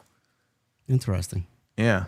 So they're really building this up. We'll find out within the next week, I guess, what this is going to be. But just good for her. Make your money. Yeah, good for her. But like, I again, it's one of those things where I wonder, like, if things don't work out last year the way they did with Rhea getting hurt, like, is she in this spot? Probably not. It's just amazing how things work. It's like the whole Jimmy and Jay thing. Again, Jimmy gets hurt. Jay gets that spot. People were like, man, how does Jimmy feel? Because he was doing the yeet thing before Jay was. And it's like, you know what? Sometimes that's how it works out. One guy gets hurt. One girl gets hurt. Somebody else steps up, gets a big opportunity. They have a career year. And all of a sudden, all these other opportunities are sprouting up. Liv Morgan, I remember when she was just part of the Riot Squad. She was just another member of the women's roster. But last year, she had a real chance to, show what she can do character-wise, and she took full advantage of it. I mean, she's a great example. When you are given an opportunity, you got to take the ball and you got to run with it. And boy, did she ever. Yeah, this, again, I stick to my guns so far. Even with the influx of great women's talent we've seen on the show the last couple of weeks, Liv Morgan's still the MVP of Monday Night Raw in the women's division. You got Rhea and Io. I mean, it may be tough with Io. Io is just fucking killing it right now, but... Yeah. Well, Io, yeah. I think Io is just... Yeah. Io is the best wrestler right now. Yes. But, take your pick there. I'm not going to argue if you go either one of them, but good for her. Like Jason said, that's hopefully coming within the next week or so. And it's not going to take significant time away from her as the schedules will coordinate with the filming of the movie. So you're not going to be missing Liv Morgan for too much. So, yeah, that's the Judgment Day thing. I don't know what's going on there. And hopefully a breakup or a Balor removal is coming very soon. The other thing that happened last night, Jason, was one that was going to divide the fan base no matter how you looked at it, because you either hate Logan Paul, like Logan Paul, and feel the same way about Jey Uso. And coming out of WrestleMania, everybody's like, who's going to be Jey Uso's first opponent for the WWE World Heavyweight Championship? And we got our answer last night. It is, in fact, Logan Paul. And honestly, from me to you and to everybody, I said this last night, I don't mind this because there really isn't anybody else for Jey right now that makes sense. I know we teased it last week where we talked about Sammy potentially turning. I'm glad they didn't do that, and that would not be on my menu to do as far as moves on Monday night, but it was teased and it got people a little on the edge of their seat. Sammy, Logan Paul is a good name. Everybody else that is on the show is mixed up into something else right now, storyline-wise. The only other name I could possibly think of is either AJ Styles or Karrion Kross, and they're actually involved with each other. Logan Paul is a good, solid name as a stopgap for Jey to beat him and then move on to whatever happens next going into the summer months with Seth Rollins and whatever happens there with his group. But a lot of people did not like this because they don't like Jey, they don't like Logan Paul, and they're already dismissing this. Me, I don't mind it. What'd you think of this? No, I don't mind it either. And it makes sense now why he beat AJ Styles at WrestleMania, because I thought AJ would win. And it's like, okay, well, if they were setting him up as a number one contender for the title, then he kind of had to win. And look, if you look at that segment last night, you know, Logan comes out and he got some of the best heat that anybody got on the show. Jey came out. He actually got a superstar reaction last night. Not that he doesn't usually, but like the fans were super into him. And it's his first challenger and he needs somebody to beat. But yet, if it was anybody else as the champion, I don't think anybody would give Logan Paul a shot. I do think you will have some people, because it's Jey Uso and they don't expect him to, they either don't see him as really being world champion material or they just don't expect him to have it for very long. There could be some drama where some people might actually buy into the fact that, hey, maybe Logan Paul's going to win. I'm not one of those people. But there could be people out there who actually buy into the idea that he might actually win. So yeah, I don't have an issue with it either. I do see where some people are coming from when they say, man, look at this Backlash card. You've got Logan Paul wrestling for the world title. You've got Pat McAfee wrestling a match. And if you only have 5 matches, let's say, on this show, it's like, boy, you're asking a lot for some of these matches.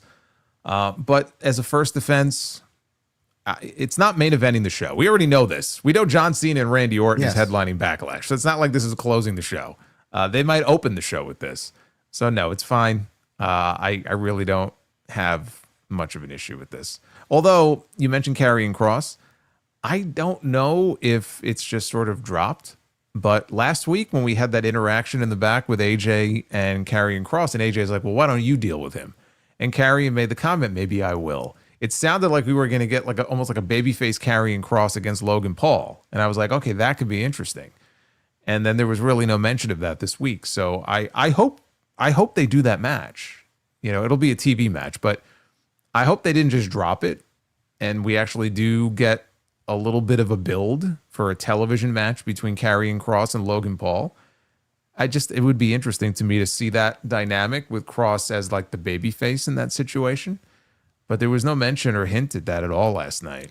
Well, he made a big deal about it leading into WrestleMania. So hopefully, like you said, they do bring that up again. But there was news on Kross. Fightful Select reports that they were told that Kross doesn't have heat within WWE for the promo that he cut after WrestleMania with Sam Roberts and Megan Morant on the Raw recap show. He doesn't have heat within WWE, but the segment that we're talking about here did turn heads. While the segment wasn't scripted for Kross, the other interviews on the show weren't as well. And one source claimed that the segment required some approval before it made it into the final cut of the show due to the language. Regarding the backstage reaction, several wrestlers stated that they reached out to Kross to check on him and thank him for the promo while doing it in a way that could work within his character and outside of pro wrestling. I didn't really think there was going to be any ramifications or consequences from what he said and how he acted on that show. I thought it was strictly within the guidelines of what they were doing with him. He might have, kind of taken it to another level, but it didn't really reach a level where I thought he was going to get future endeavored or fired or punished. But I genuinely think that Triple H loves Cross, and I think he wants to see Cross succeed, because if you go back to the NXT days, Triple H put so much effort into making Cross a valuable guy down there, and then it got flushed away. We don't need to go over why and how and with whom. You guys know the story there. And then he brought him back, and it's taken him a while to finally get his groove. And this is the first time he actually feels like he's found his groove. And I don't think Triple H is going to let that go, even with all the talks of he's got a contract year coming up and he may be looking for other opportunities. I don't think that's the case. I think he stays. Yeah, I think so too. I mean, you know that he, thinks highly of Cross because he's the one who hired him back. Yeah. So we know how Triple H feels about him. And lately, it feels like he's had more of a chance than at any other point during his main roster run to finally maybe catch fire a little bit. He didn't get the kind of reaction last night that he was getting in Vegas last week when they showed him on screen. But there's something there, and it's just a matter of harnessing that and actually running with it. And if it doesn't work, it doesn't work. But I think that there's something there that could work if they just really invest in it, and I hope we get to see it. Becky Lynch and Lyra Valkyria, they did give an explanation for Becky and why she turned on Lyra last week. And like Jason said, manhandle slam after manhandle slam. The crowd was chanting one more time to Becky on Lyra. The segment last night, I don't know. I want to talk about the dialogue before I get into Becky acting like a heel and her character work as a heel. The explanation that they gave is that Bayley has attacked her nonstop since 2019. Don't act like I'm the bad guy. Bayley never apologized for what she did all those years ago. Lynch said Bayley forgot what this industry was all about. She begged for people to like her while she wore everyone else's shirts and danced to their songs. Lynch then eventually moved on to Lyra and said that, the friend of her enemy was her enemy, and it worked in the same way, reversed as well. She did also say that Bayley wondered why she wasn't a bigger star, but when she saw Becky at WrestleMania, that is the real star walking out at WrestleMania. But she saw Lyra cozying up to her enemy while she was singing at home, the woman that she's been fighting for the last 6 years, and she called Lyra a loser for tagging with Bayley. So Lyra comes out, and we saw more charisma and more, flair to Lyra than we've seen since she's gotten called up. She said many women in the back tried to warn her about Becky. Yeah. Well, I was going to say, Becky says she told Lyra, ditch the bitch. Yeah. Yeah, ditch the bitch. Yeah. She didn't. She didn't. But Lyra said a lot of the women in the back warned her about Becky. Bayley was the first one to warn her. Lyra didn't want to believe them, and she got caught up in the fairy tale of winning the women's tag team championships with Becky at WrestleMania. It took her too long to realize it, and then 3 consecutive manhandle slams last week, she realized who Becky Lynch really was, and now she's going to pay for it. And then, obviously, the match was announced. Lyra even said, I want to fight you a Backlash, and I'm going to have to put the championship on the line, because if I don't, you're not going to accept the challenge. So there you go. You got your championship match because that's the way you want it. So we're getting it at Backlash. The thing is, Jason, I appreciate that they're trying to go back to 2019 and kind of drum up some old feelings with Bayley and Becky.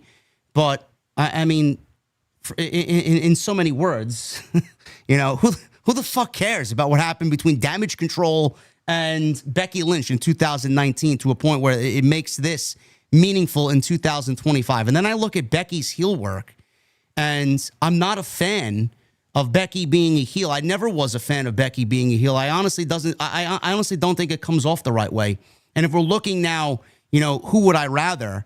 Bayley would have been so much better in this role. And I honestly think if they just kept to the original plan and let Bayley and Lyra work it out, and Bayley turns on Lyra, it probably would have been much better for not only Bayley, but the entire story, with Becky being the one to back Lyra. Even though it would have been stereotypical, I just think Bayley's a better heel than Becky. I don't really find Becky to be interesting in this heel role. What do you think? Well, it wasn't the original plan. That's what you thought it was going to be, and what I probably thought it was going to be, but it wasn't the plan. So just to kind of correct that, the plan was what the plan was, and we saw it play out of WrestleMania. I don't necessarily disagree with you that Bayley would be a better heel than Becky. It's very interesting also because Bayley, when she did that interview with Chris Van Vliet, which was very good, and she talked about her injury.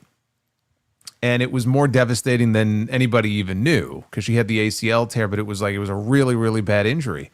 And there's still things today. Like it has affected how she works. And there's still certain things she can't do and certain ways she can't move her leg. I have noticed, since she came back from the injury that in ring, she isn't exactly the same as she used to be.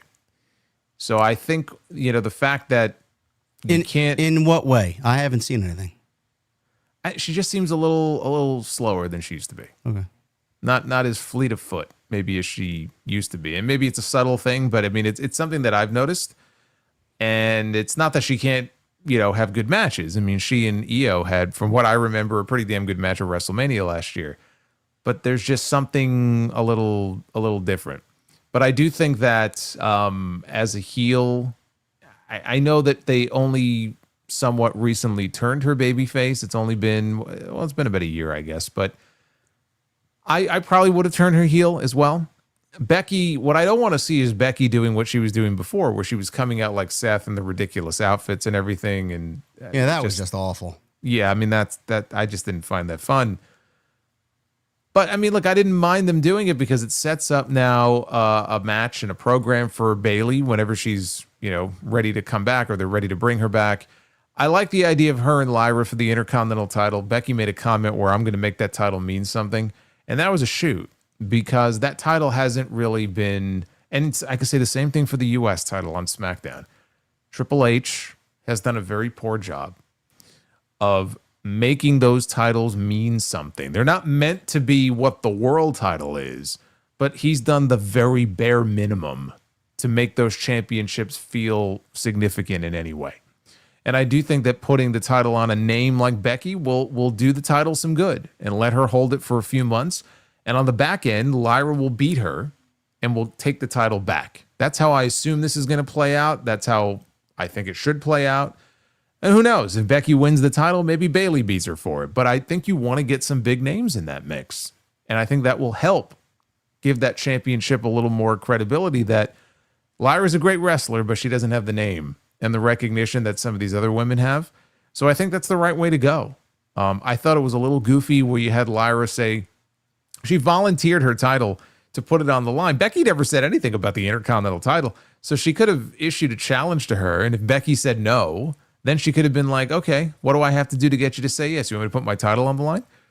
Instead, she went right to the title and said, well, I just assumed that you're probably going to say no unless I put my title on the line, so I'll put my title on the line. And I just thought that was a little silly. It's like whenever the champion issues a challenge to the challenger, how it always just kind of feels ass backwards.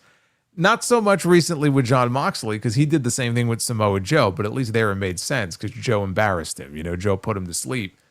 Here I thought it was like she jumped the gun a little bit. It was like, oh, that sounded a little silly, but we all knew this was going to be the destination anyway. And if it's me, I'm doing a title change, and I'm putting the title on Becky. Yeah, unfortunately. And then Bayley comes back and does what? Feuds with Becky over the championship, and then Lyra eventually takes it back from Becky at SummerSlam. Yeah, from Becky. Yeah. I could see that. Yeah, I don't know. I didn't care for the delivery, I guess. After Becky's last heel run, it's like I had enough of that. Please, my precious, and she's talking about her title as if she's fucking Gollum from Lord of the Rings. I don't want to hear none of that. But that's set up there, Lyra and Becky at Backlash. That's the sole women's match right now. There may be another one added. We don't really know yet, whether it's the tag team match that we talked about earlier or Nia and Tiffany. So we'll see what happens there. Chad Gable and Penta apparently got into it last night, and a mention of the Lucha Brothers was made from Penta on Monday Night Raw last night. Jason, what are we thinking? I know we got this Worlds Collide show coming up in Los Angeles, Money in the Bank weekend. What are we thinking with the AAA announcement, the Lucha Brothers, Grande Americano? We got Vikingo. Phoenix is now involved. What do you see going on here? How do you see this kind of materializing for our boy El Grande Americano? El Grande Americano against the Vikingo is what they teased at WrestleMania. right? So could that be the match at Worlds Collide? Could be. No complaints there? Yeah, could be. I mean, ultimately, we know he's going to get unmasked. It's going to be a mask versus mask match. Who is it going to be against? Rey Mysterio just had surgery. So and apparently it's worse. I thought it was just a pulled groin or a torn groin, which sounds painful enough. But he just had surgery for a torn adductor muscle. Yeah, and I looked it up as soon as I seen the report. Anywhere between 6 months, 6 to 8 months or something like that. If it's a minor sports injury, it could be 3 to 6 weeks, but I don't think this is a 3 to 6 week thing. It may not be. So that's a tough injury. So I don't know when we're going to get Mysterio back. So if we just assume he's not going to be available for a while, then it just boils down to which luchador is going to be the one to beat him and unmask him. And that could be any of them. It could be Penta. It could be Vikingo. It could be Phoenix. I would think Worlds Collide would be a good time to do that. Maybe on that show. Are we getting a Lucha Brothers reunion at Worlds Collide? One night only? Why not? Yeah. Why not? Against Grande Americano and a partner to be named? Against El Grande Americano and Chad Gable. I like it. There you go. Who's under the mask? That's the problem. I don't know. Maybe find somebody who's the same size. I don't know. Well, whoever that guy was, where they did the double take with Kathy Kelly. I mean, it could be that guy. It could be Fuego del Sol. It could be I don't know, somebody. Kalisto. It could be. Sure. It's about the same size. Yeah. I like it. Rusev, he did a vignette. He was not in the ring active on Monday night. He said that he fell into the abyss. Yes, that's certainly a way to put it for sure. That is one way to put it. He fixed himself while he was there. He realized he should no longer fight for a woman or for a flag. He was free to crush people, not because he was told to, but because he wanted to, and that he would redeem himself. Now, I was kind of disappointed that he didn't end the promo with, this is the word of the Redeemer. It looks like they may be kind of taking a little bit of what he did in AEW and kind of applying it here, but it looks like he's going, full on with the Rusev thing. What'd you make of his promo here? Are you excited to see him after this first reintroduction on Monday night? I was disappointed we didn't get a mention of the hot, flexible wife. I know. In this vignette. It was very Redeemer-ish. Outside of him mentioning the word redeemed at one point, there are certainly elements, it seems, of the Redeemer character in what he's going for. And they're doing the match with Otis, which is exactly where I figured it was going after he attacked Tozawa and Otis 2 weeks ago, or last week, I guess. Beyond that, we'll see where he goes after he beats Otis, because that's like Aleister Black working The Miz, right? That's fine as a first match back. Yep. But what do you do after that? Like after Black beats Miz, what's next for him? Probably Mello. With Rusev, what's after the Otis match? Tozawa? Okay, well after that, what do you have set for him after that? Because I'm assuming he's going to be slotted as a heel. It would be kind of interesting if he wasn't necessarily going to be a heel, if they were going to work more shades of gray into this, where maybe he's telling the truth and he really just wants to fix people. And maybe there are baby faces and heels on the Raw side who he feels he can fix. I'm telling you, man, partnership with Sheamus is the way to go. Partnership with Sheamus. A tag team with Sheamus is the way to go. Nah, why a tag team, though? A, they need tag teams. B, they're real life best friends. And C, who else? What are they going to do with him? I mean, Intercontinental Championship? Feud with Sheamus. You can feud with Sheamus, sure, but get Meat Madness. I don't know. I'm genuinely lost on where they go with him. Who do they feud him with? This guy, I mean, Bronson Reed's coming back. Again, we talked about this last week. I'd love to see it. Gunther, love to see it. Yeah, I mean, Bronson Reed, though, again, I don't know where you're getting this from. Bronson Reed, I don't think is back for a while yet. I mean, I haven't heard anything eventually. I'm not talking about eventually, tomorrow, but yeah. I mean, but let's not give people the impression that, he's back in a month and we're going to potentially get him and Rusev. I mean, my sense is that it still could be many more months before we see him again. Unfortunately, that was a pretty horrendous, speaking of stupid things that people shouldn't be doing. Yes. I mean, there's Exhibit A, but Yeah, hopefully we'll get him back soon. And again, I mentioned Jeff Cobb. I mean, if we assume he's coming in, we don't know if it's main roster or NXT. He's the kind of guy who I would love to see in the ring with a Sheamus or a Rusev or a Bronson Reed. So who knows where he may land. But as a reintroduction vignette here, like a promo, I thought it was fine. But it just leaves us still with questions about, where he's going to end up. Yeah, they need to do something substantial with him just to kind of offset the comments made by Nick Khan WrestleMania weekend. You want to bring in these guys and have a plan for them and not have them just doing this middle-of-the-road garbage that doesn't really amount to anything, or just worse yet, keep them on the sidelines and not use them at all. So yeah, I'm hoping for the best for both Black and Rusev. Yeah, especially with Rusev, I think they got plans for him. Yeah, what they are, I don't know, but I'm sure they have plans for him. The plan for Pat McAfee is Gunther. And we kind of speculated that last week, and we got confirmation last night on Raw after McAfee stood on the announce desk and cut a promo on Gunther and said a lot of fans, a lot of people have forgotten who he was. He has a successful career on the microphone. Even he has forgotten who he is. He looked in the mirror, and he realized that there was still that dog that was born in the East Hills of Pittsburgh to a truck driver who lived paycheck to paycheck. He talked about the Gunther situation, and he said that Michael Cole was there for him from the beginning. He's the greatest of all time. There was no other option but to protect his boy from that Austrian asshole who attacked him. McAfee even dropped an F-bomb while addressing Gunther, and then he called out Nick Aldis, who he refers to as the SmackDown's version of Adam Pearce. Aldis came out and said that normally when Pearce is here, chaos is usually the thing that reigns supreme, and he wasn't in charge tonight. I am. Aldis told McAfee to be professional, and McAfee said he wanted Aldis to lift Gunther's ban so he could fight him ASAP. The two of them obviously were valuable assets to the company, so Aldis said no initially, and then he said he had a proposal, a sanctioned contest inside the ring, which I don't really know why he said no to begin with. He just said yes from the beginning. Like he basically said, no, here's what we're going to do. And he gave him exactly what he asked for. Like, I found that to be very weird. I wrote that here. I'm assuming McAfee maybe misspoke and was supposed to say it a certain way, and maybe he didn't. So I don't know. Either way, the match was proposed. We're getting a singles match at Backlash. It's McAfee versus Gunther at Backlash in St. Louis. Again, I like it, and at the same time, I don't. I'm very split down the middle with this, Jason. The reason I don't like it is because it's beneath Gunther. Another reason I don't like it is because we're getting a Backlash match, and what you alluded to earlier is that right now we got 4 matches. I'm assuming we'll get 5, maybe 6, hopefully 6. I think these shows could definitely use 6. And one of these matches is taken up by a fucking commentator. So, a valuable spot on these precious pay-per-views where Triple H usually books 5 matches is being taken up by a commentator on May 10th. So I don't like it in that aspect. But to see Gunther kind of ragdoll Pat McAfee and beat the shit out of him, I find that to be very entertaining potentially.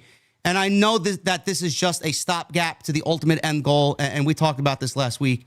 There's no doubt in my mind that this is eventually going to lead to Pat McAfee getting his ass beat, him calling another ex-football player in Bill Goldberg, and Goldberg and Gunther is going to be set for whenever they want to do it. I think this is the beginning stages of that for Gunther. Probably, although the wrestling fan in me is kind of hoping that, again, probably not a great chance of this, but at the end of the match, we had like an Ilya Dragunov return. Yes. Yeah. Yes. And then it could kind of dovetail into that. But you are probably correct about the Goldberg thing. And again, the Goldberg thing is probably, it could be Saudi. I still see that as a summer. If it's like his retirement match, I would imagine they want that to be an attraction for one of the 2 nights at SummerSlam, which is in early August. So, I mean, it's still a few months. It's possible. Yes. No, it is possible that this is the first step in that direction. So you are probably right about that. I will tell you this, and this is what I said in my review last night. Outside of potentially the main event, because they're in St. Louis and it's Randy Orton at Backlash, I think that this match right here may have the most heat of anything on the entire show. Yeah. Because Pat McAfee is largely beloved by the WWE audience. When he got his ass kicked a few weeks ago, you didn't hear people going, one more time when he, Gunther let go of the sleeper hold. So they genuinely like Pat. He cut a great promo last night. It was this great fiery babyface promo. And so I think the match, I don't know if the match itself will be a great match, but I mean, I think it's going to get great heat. And you say that it's beneath Gunther. People said that about Gunther and Jey Uso at WrestleMania. The problem with, I mean, it's a good problem to have because he's so good. But the problem with Gunther is that he's going to have to work with people who are not at his level. And he's going to have to work in programs that don't involve a world championship as well. And this is the beginning of that as well. Yeah, because he's been a champion for about 90% of his run so far on the main roster, whether it's IC or world title. And that's not always going to be the case. He can't always be a champion. So he's going to have to take some of these people that are not at his level and bring them up as close to his level as they could possibly get. That to me is really the mark of a great wrestler. It's not just working with other great wrestlers and having great wrestling matches. It's working with a Jey Uso, who maybe is not at his level, clearly, or working with Pat McAfee, who is not even a wrestler, who is not even I mean, he's wrestled before. He's had a few matches against, fucking Vince McMahon or who did he wrestle at SummerSlam? Corbin, right? He had a SummerSlam. I think that was really the last real match, competitive match that he had was 3 years ago at SummerSlam against fucking Happy Corbin, I think. When did he wrestle Cole? It was 4 years ago, 5 years ago at NXT? That was in NXT, yeah, probably about 5. He did some pretty cool shit in that match. He was flipping off the top rope. He did a moonsault or whatever. I don't know if I'm sure he's still capable of that now, but he is 5-6 years older now. He is. And again, he's not a full-time wrestler. Yeah. But I don't worry with someone like Gunther because I'm sure they're going to work the match to play to McAfee's strengths. And I think he's well liked enough that it'll have great heat. This should not be an ultra competitive match. That would offend me. If they went out there and had a super competitive 10, 12, 15-minute match, that would be fucking ridiculous. Yeah. But it's not going to be a squash, right? You've got to give Pat some hope spots or whatever, and I think the fans will really be into it. Now maybe it'll be a heel crowd where they'll want to see Gunther murder this guy. And he'll be chopping the shit out of him and the people will be cheering. And that's fine as long as they're reacting. But there's a way to work this match where this could end up being one of the best things on the entire show. So I would not dismiss it. I know some fans are just, oh, this sucks. This is terrible. This is going to be awful. I don't think so. I actually feel just the opposite. It's the mainstream match that Nick Khan and fucking Ari Emanuel fucking, thirst over. It's it's going to be all over Sports Center. It's going to be all over fucking TMZ and all these other Sports Illustrated, all these major publications. Yeah. And, it's great. Pat gets it. It's great for Gunther, too, because you get to see how great Gunther is. And Gunther's going to get his name out there working with Pat McAfee. There's a lot of pros to it. There's certainly some cons as far as if you're a wrestling addict and you think along the lines of what I just said is beneath Gunther. Gunther deserves better. I think everybody's eventually going to end up finding this, and it's going to lead to something a lot bigger for Gunther. And Pat McAfee right now is just in this story because it gets Gunther off television, and he's not suspended. He asked legitimately for time off after WrestleMania, and it was granted to him, deservedly so. So he's not really suspended, but I'm liking it. It's like Jason said, it's a heat-filled storyline, and it feels legit. And that's all you could ask for. As long as I'm entertained by it, that's it, really. But I do think that's the end goal here, is to ultimately get them to Gunther and Goldberg, and this is their way of beginning the journey to get to that. Yeah. And then hopefully eventually we'll be able to see Gunther in the ring with people that he hasn't worked with before, like an AJ Styles and people like that. And Dragunov will be back, and we'll certainly get back to that for sure. Yeah, they have to. Yeah. So we'll get those matches. But if this is a means to an end, then this is the first step in that direction for Gunther and Goldberg in another match that hopefully they have enough sense to, have Gunther win. Because and keep it very short. Yes. Well, same thing with the McAfee match. It shouldn't be an overly long match. That's why I think they could definitely squeeze 6 matches into this show. Yeah, for sure. Because this is not a match that should go 5 minutes? Terribly long. 5-6 minutes. Yeah. We'll see. I know a lot of people are going to be moaning and groaning about it, but there are pros, there are cons, and I'm sure it will be entertaining. And Gunther, again, does not have bad matches. So trust in the ring general. That is what we got as far as the shows. There are a couple of other minor news and notes here, and then we'll get into your super chats. One, Kathy Kelly is training to be an in-ring talent, and she's taking promo classes. Meltzer reported in the Observer newsletter that it was confirmed that she's been training recently there, and right now the working idea is to be a manager. Kelly was with WWE from 2019 before departing the following year, and then she returned to the company in 2022 and has remained with the company since then. You know, Samantha Irvin, Jason, wanted to be more of an on-air personality, a commissioner, a manager, an in-ring talent, and she got, sent to do ring announcing, and she excelled at it tremendously. She was fucking unbelievable, but she wanted more. I just find it funny in light of that. Now, Kathy Kelly is actually training and has a potential to be on TV when Samantha wanted that. What do you make of that story? As a manager, which is what Samantha wanted to be. Yeah. So it is interesting, isn't it? Yeah. All the more reason that Tony's probably going to end up bringing her in and making her a manager for Ricochet. So I would have done it by now. I know, me too. I don't know what's taking so long, but Ricochet, his light is kind of dimming the more he loses. So. Well, did you see her music video? I did. There was music in that video. I almost didn't notice it myself. Yeah, there was music in the actual video, believe it or not. It's crazy. It could have fooled me. So that's in the news. WrestleMania week. There was a note on WrestleMania week potentially next year. Brian Alvarez said this on the Observer Live. And I found this to be very funny. He was speaking about potentially having NXT air from the Performance Center instead of New Orleans next year due to fan fatigue. Now, if you guys were watching Stand and Deliver, it was 1 p.m. our time, but in Vegas time, it was fucking 10 a.m. And I even tweeted while I watched the show here Eastern time at 1 p.m. I don't know how those people woke up, barely had any time to have breakfast or a coffee, and you're already watching pro wrestling at 10 o'clock in the morning. I mean, you got to be a special kind of person to want to do that first thing in the morning. So Alvarez said this. Well, if you watch NXT Stand and Deliver, it looked like it took place in a crypt. This building, I think, sat 2,000. I think they got maybe 1,500 in, and this crowd, like, it wasn't even a dead crowd. It was like just a tired crowd, because if something big happened, like Joe Hendry showed up, they summoned the energy to really get excited, and they were like, oh, God, now we're tired again. And then they would go on and on.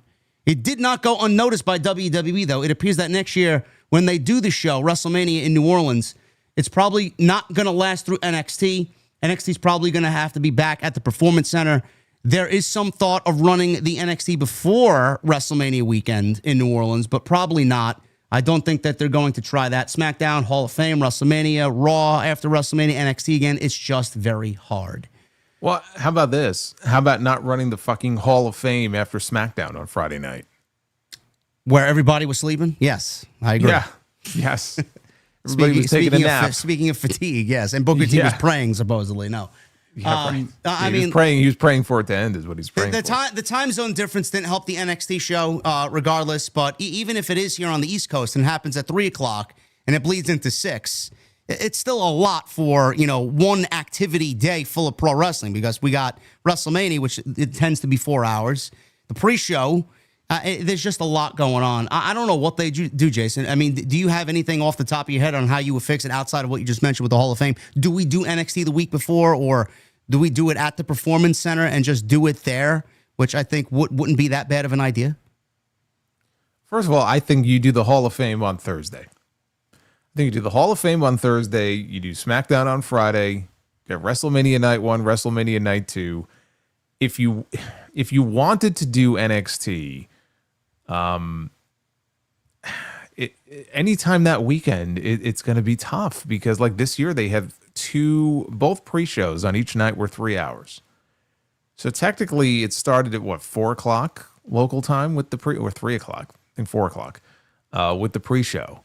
And then that bled right into a 4.5 hour WrestleMania. Doing NXT on Saturday or Sunday is a lot to ask, especially if you have people who want to go to both shows, right? You have to leave enough time for them to get from one show to the other. So I think that doing the show from a completely different location is fine, but you still have to find the right time to do it. So when does that show air? You may be doing it locally at the Performance Center, but if you're going to have NXT on WrestleMania Saturday, 1 o'clock in the afternoon, you're going to have the same issue. Yeah. It's too much. Yeah, I don't know if there is a right way to do it. I mean, the Hall of Fame really fucks everything up. Honestly, I don't know. I don't know what you do. There's no easy solution to it. Now, if you want to do NXT on that Thursday instead of the Hall of Fame, I mean, I suppose you could do that. I mean, you have that option as well. Then you just got to figure out when the best time is for the Hall of Fame, because I just think doing it after SmackDown it's crazy. It's just ridiculous. Tape an episode of NXT the week before or the weeks prior. Have a taped episode air Tuesday. Have everybody in Vegas do it on Wednesday or Thursday. I think that's a solid idea. Maybe they just air a PLE live on Tuesday instead of a weekly television show. Just air the pay-per-view on Tuesday on Peacock. You could do that. They did that with Roadblock. Yeah. Something like that. I don't know why that's not an option. I mean, that might be the easiest thing to do. And you could do that wherever. You could and do then it the Hall of Fame PC. could be on Thursday, and then everybody could be fucking, not in a comatose state, going into WrestleMania. Yeah. I mean, people are coming into town usually that early anyway. If they're not, then they will if they want to be part of the Hall of Fame. And I like the idea of doing the Hall of Fame not in an arena. Yes. Like this year they did it at a hotel. There were still a lot of people there, but it wasn't like a 15,000 seat, building. That's the way it should be going forward, or even smaller. Yeah. Yeah. Even smaller. Because honestly, the way that some of these crowds have conducted themselves in the past at the Hall of Fame has been embarrassing. Yeah, we didn't get any. Well, I mean, we got. I don't know if we got a little bit of that this year, but it not wasn't as much. It wasn't. No, it wasn't as offensive as years prior. No, because it was a much smaller venue, so you didn't have an arena full of people. Yeah, I know why they do it that way, because they want to sell tickets and get the big reactions from 10,000 people. But it has really ruined some of the Hall of Fame ceremonies, because there are just some people who, they treat it like a wrestling event and not like a Hall of Fame ceremony. And there are certain inductions where, whether it's people getting the what treatment or whatever it may be, and that's to say nothing of the time that Bret Hart got attacked by that idiot during the Hall of Fame. But I'm a big proponent of doing it in smaller venues, so I hope that becomes a normal thing going forward. Yeah, likewise. SmackDown, there's news on SmackDown that it is definitely moving back to 2 hours this summer. Wrestle Votes first reported this, that it's only temporary at 3 hours. Meltzer and Alvarez talked about this on the Observer Radio, and they mentioned the date of June 6th. It's not confirmed to be the exact date, but that is the time frame. Brian Alvarez says, hey, by the way, is it true? Like, what is this June 6th? Meltzer says, I don't have that confirmed, but it's going to be right around that time. Yes. Alvarez then says, the move back to 2 hours. Meltzer says, yes, I've asked around and no one has gotten back to me, but I was told months ago that it's essentially the end of May when it's going to happen. So it's going to be one of those weeks right around then. So yeah. So we got about, I guess, a little over a month. We're right around a month of SmackDown before they go to 2, which, is going to be better for a lot of reasons, Meltzer says. Yes, a lot of reasons. It's going to be a better show, says Dave Meltzer. So thanks, Dave. Yes, I'm very, very much looking forward to that, because the 3 hours is just completely just offensive in every sense of the word. And it's nice for us content creators who make a living covering the show. Instead of going live at 11, we go live at 10 and be out by 12 and not 1:30. So I'm looking at that as a win-win there. And then Mariah May, Jason, we'll end with this. Mariah May, according to Wrestle Votes, so this is coming from a reputable source, Wrestle Votes Radio says that WWE is preparing to make an outstanding offer to Mariah May. They've confirmed that WWE is expected to have a strong interest in May near the fall when her deal comes due with AEW. May is yet to comment on her AEW status and wrestling future publicly, though she has not been silent on social media. She's posting, cryptic tweets, and she's posting pictures of herself, looking all lovely as usual, but that's about it. A lot of thirst traps. Yeah. I mean, I'm not complaining. No, I'm not complaining either. I'm not complaining. And she's got her vlogs on her YouTube channel with her and Harley Cameron, so she's putting content out. Yeah. But, what is this? I mean, clearly AEW has upped the price for free agency when WWE wants to look at someone that's coming over from AEW to join them, eventually. An outstanding offer to Mariah May. Mariah has AEW to thank for that, because the bidding war between both companies for her services is going to be, there. And Tony's going to throw a boatload of money at her. And WWE, if they want her, is eventually going to have to match Tony Khan. So, Mariah May is looking like the winner here. And WWE, And AEW are looking like they're going to have to pony up the big bucks to get Mariah May services here. I mean, as well they should, because I think she's going to be worth every penny. And, we've talked about this before, how, she really grew up a WWE fan. So I think if she has her heart set on going to WWE, she knows she's going to get paid. She's going to get bank no matter where she goes. I think that in her mind, it's entirely possible that the choice has already been made. And it's just a matter of, winding down her deal. And as long as WWE makes her a solid offer, I think she'll take it.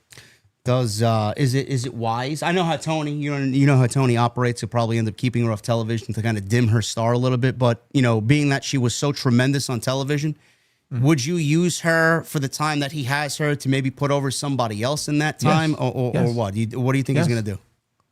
I don't think he's going to do that, but I would do that. Yeah.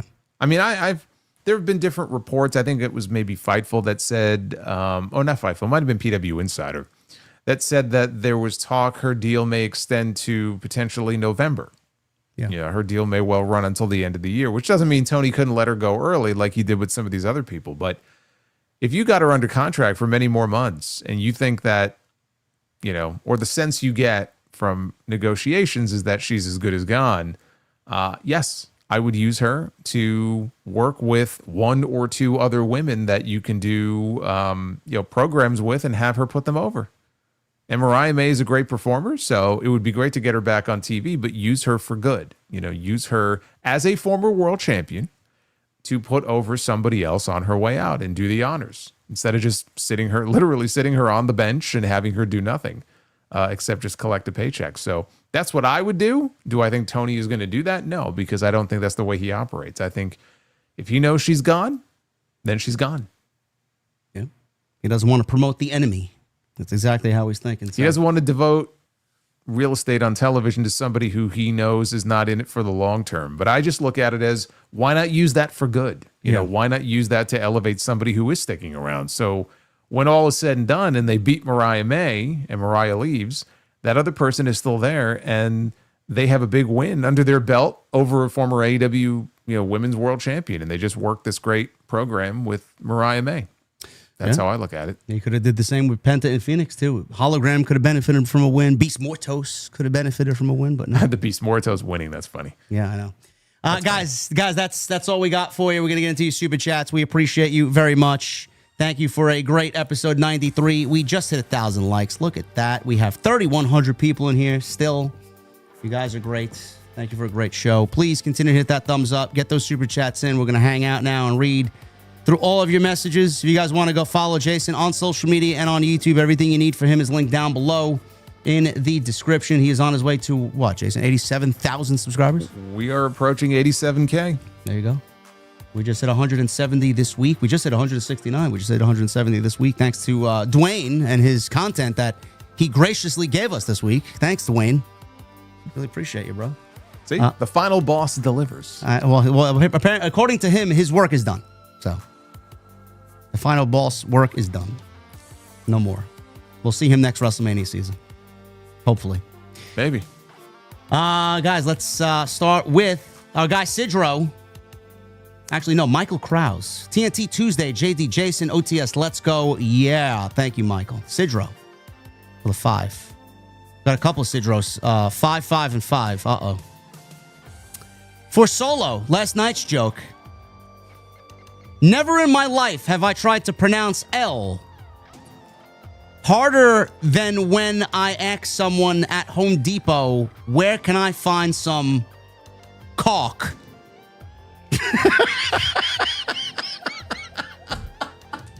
Is that what you do, Sidro? Do you go to Home Depot and ask for that there? Is that where you get it, Sidro? Where's the caulk? Yes. Thank you, Sid. Thank you, Sidro. I knew that one would be just as funny today. He also says the 5. Babe, is it in? Yeah. Does it hurt? Uh-huh.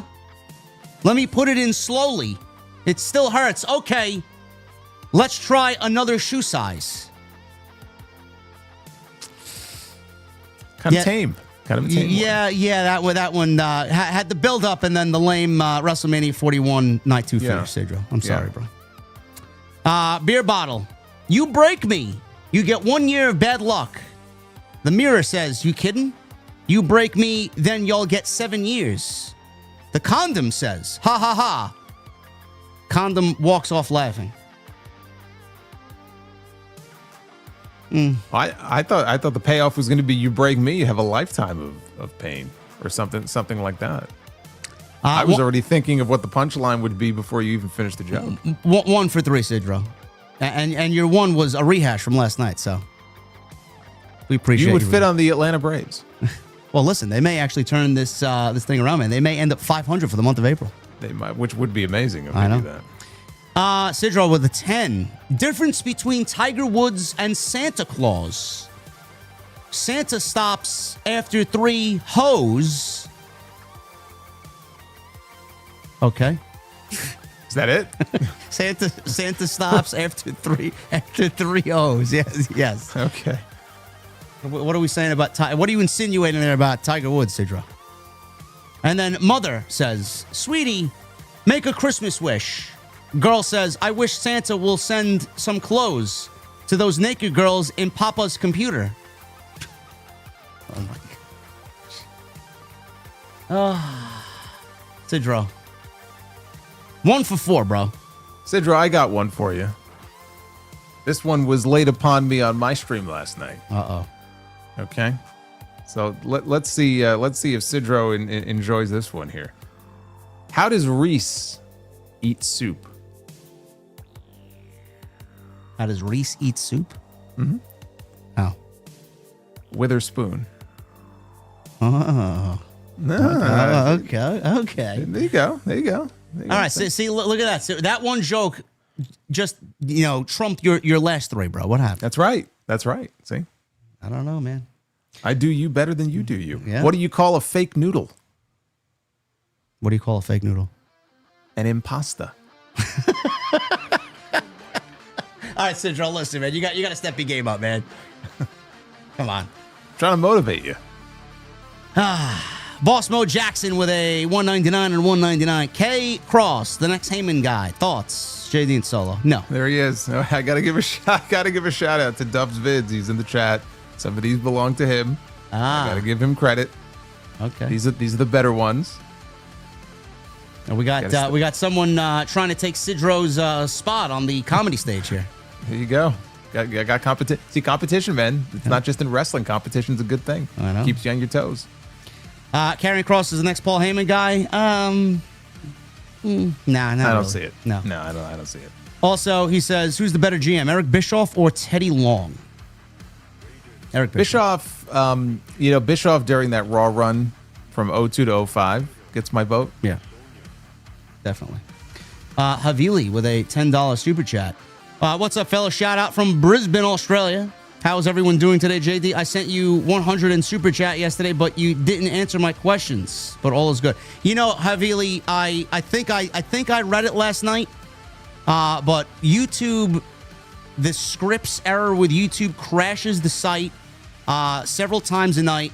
I know I'm not the only one dealing with that. And then the super chats, I don't know why all the super chats do not come in my studio. I have to actually go into my YouTube studio and go to supers within the studio to see everybody's super chats, and it's really annoying. So if I miss anybody's super chats on my streams or if I miss someone here, that's the reason why. So I apologize in advance. YouTube is really fucking up. It's very difficult. Why do bees have sticky hair? Why? They use honeycombs.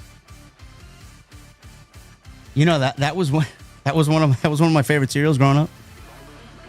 I don't think I ever had it. And I like honey. I like Honey Nut Cheerios and stuff. I never had honeycomb. Do you like hot honey? I mean, I like honey. I don't know about hot honey. Have you had hot honey? I know you're into that Hello Fresh, like Blue Apron type of thing. You ever have the hot honey meals or no? No. Very, very, very good. Worth a shot, yes. Okay. Yes. Havili, thank you, brother. I'm sorry, man. I thought I could have swore I read your super chat last night. I did see it come in. Jay Everington with a 10. The year is 2034. Dwayne ousted Triple H 5 years ago and now runs WWE.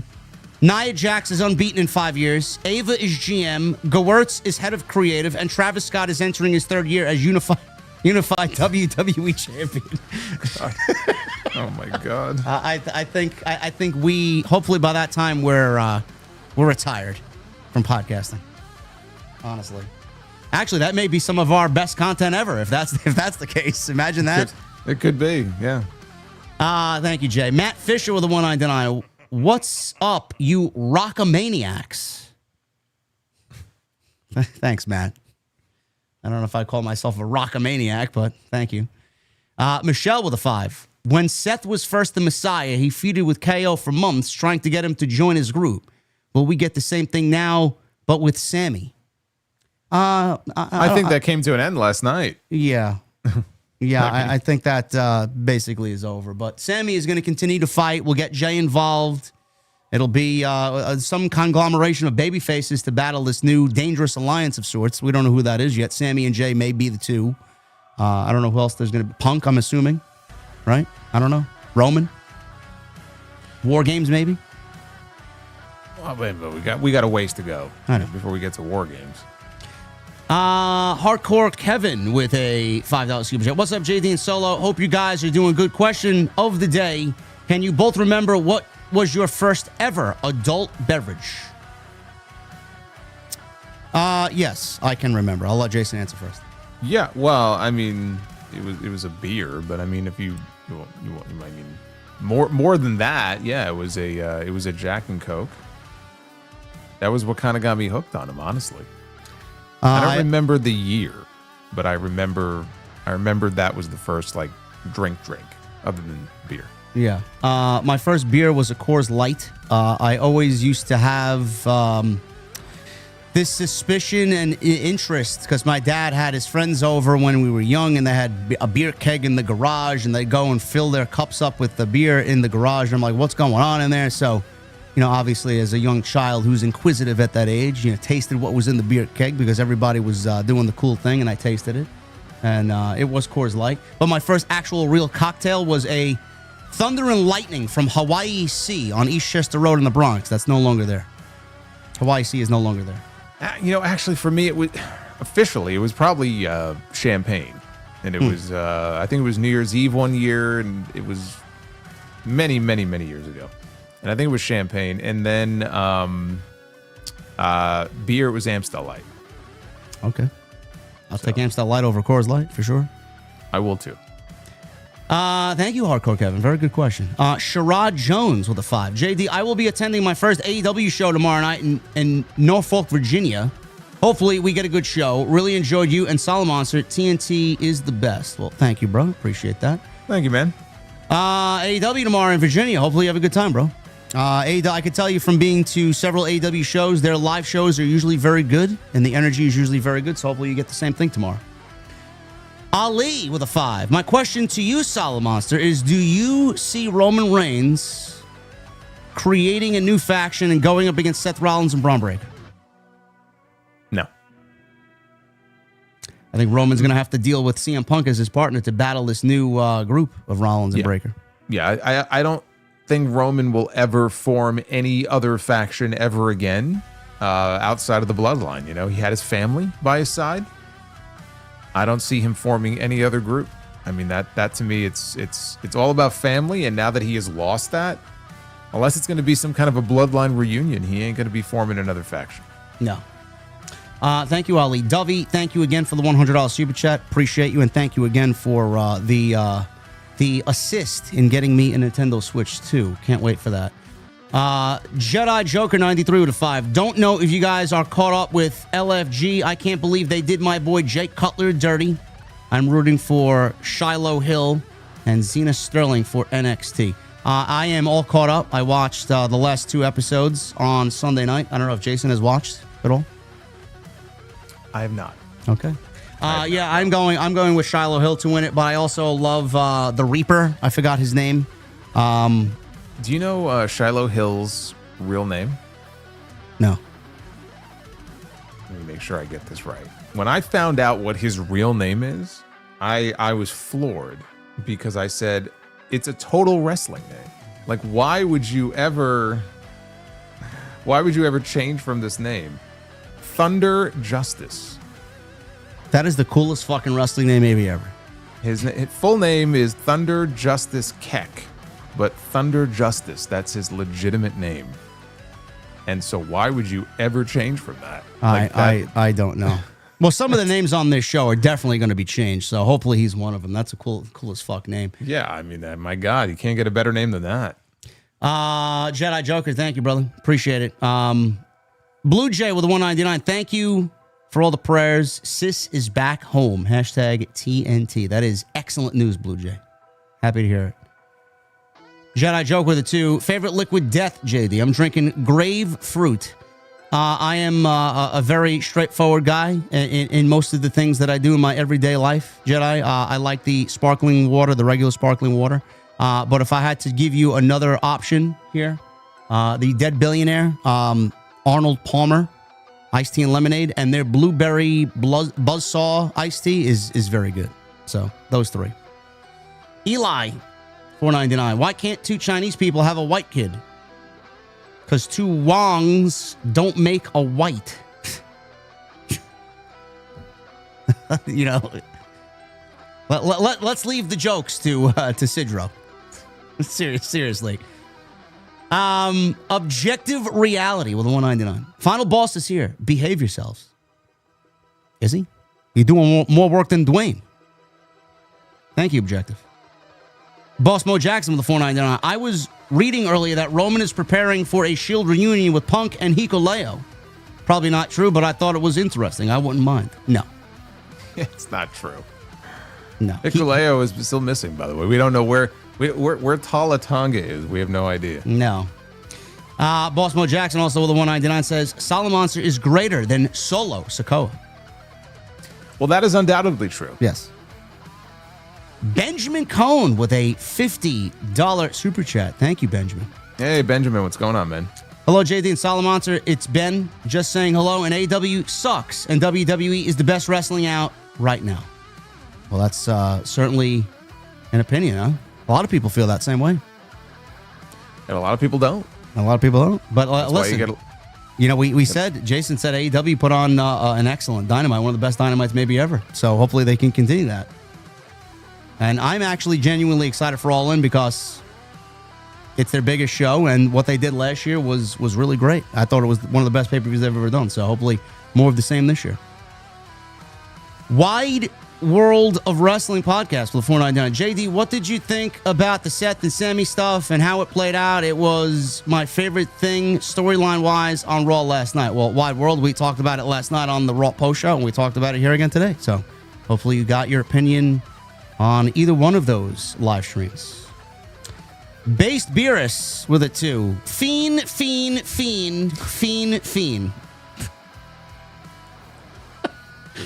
Oh my God. Another reason to not look forward to Travis Scott being back is that we're going to hear that song every single time he makes an appearance. Yes, and God forbid it happens and they have a long entranceway. We'll be hearing at least replayed 3 different times. Oh, he'll take his time. Yeah. He'll take his time coming down to the ring. You can guarantee that. Yeah. Jose Perez with a 499. Hey guys, JD sparked my interest. Revisited Maxine Dupree's promo last week. My God, what an improvement. Sassy, sexy, and confident. Good observation. TNT for life. Yeah, I thought Maxine cut a very spirited promo. It's like she was in the zone. It was straightforward, very quick, but I thought it was great. I don't know where that Maxine went and came from, but more of that, please. You know, if she could really tie it up in the ring, we got something to work with. Blue Jay with the 199. Slater did a spot I saw live in Texas, and he got caught. I don't know. I mean, Jason said he did a senton, what was it, 420? It was a 450 swanton. I don't know what spot you saw, Blue Jay, but it couldn't have been that same spot we saw from Rebellion. Yeah. David Thiering with a 10. Glad to see you made it back safe from Chicago, Salamonster. Did you enjoy some of Mindy's Bakery while you were there? Also, the name Seymour Wiener is engraved in my memory. Pause. Laughing my ass off. Yes. Rest in peace, Seymour Wiener. How dare you? 98 years old, 98 years young, no longer with us, but an amazing name. I think. The thing about it, like Seymour. Yeah, you got Seymour Wiener and then Seymour Butts, and you just put the two of them together. It's like a match made in heaven for some people there. But Chicago was a little colder than I would have liked for it to be, but I did make it to Millennium Park, and so I got to see the Bean. I had never seen the Bean in person before, and it's weird to walk up to it because it's got, you see yourself in the Bean. Like everyone's taking pictures of it and like you see your reflection in it, but you can actually go underneath. And when you go underneath it and you look up, you see yourself, but it's like way off in the distance. I don't know how they did that, but it's interesting. I thought it was an egg at first, but I was corrected and told, no, it's the Bean. And I said, okay.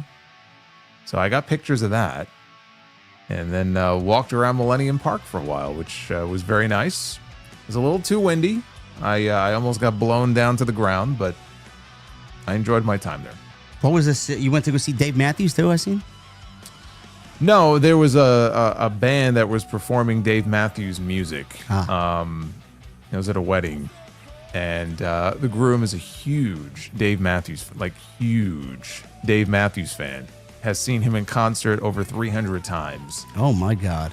Yes, and so I mean, basically the way like you're a fan of Miles Kennedy, like it's probably that, but like times 10. God.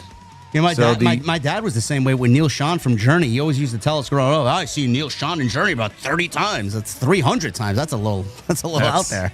That's a lot. And so they had a live band that was performing a lot of Dave Matthews Band music, and there was like this one guitar solo, and it was really good. Nice. I mean, it was really, really well done.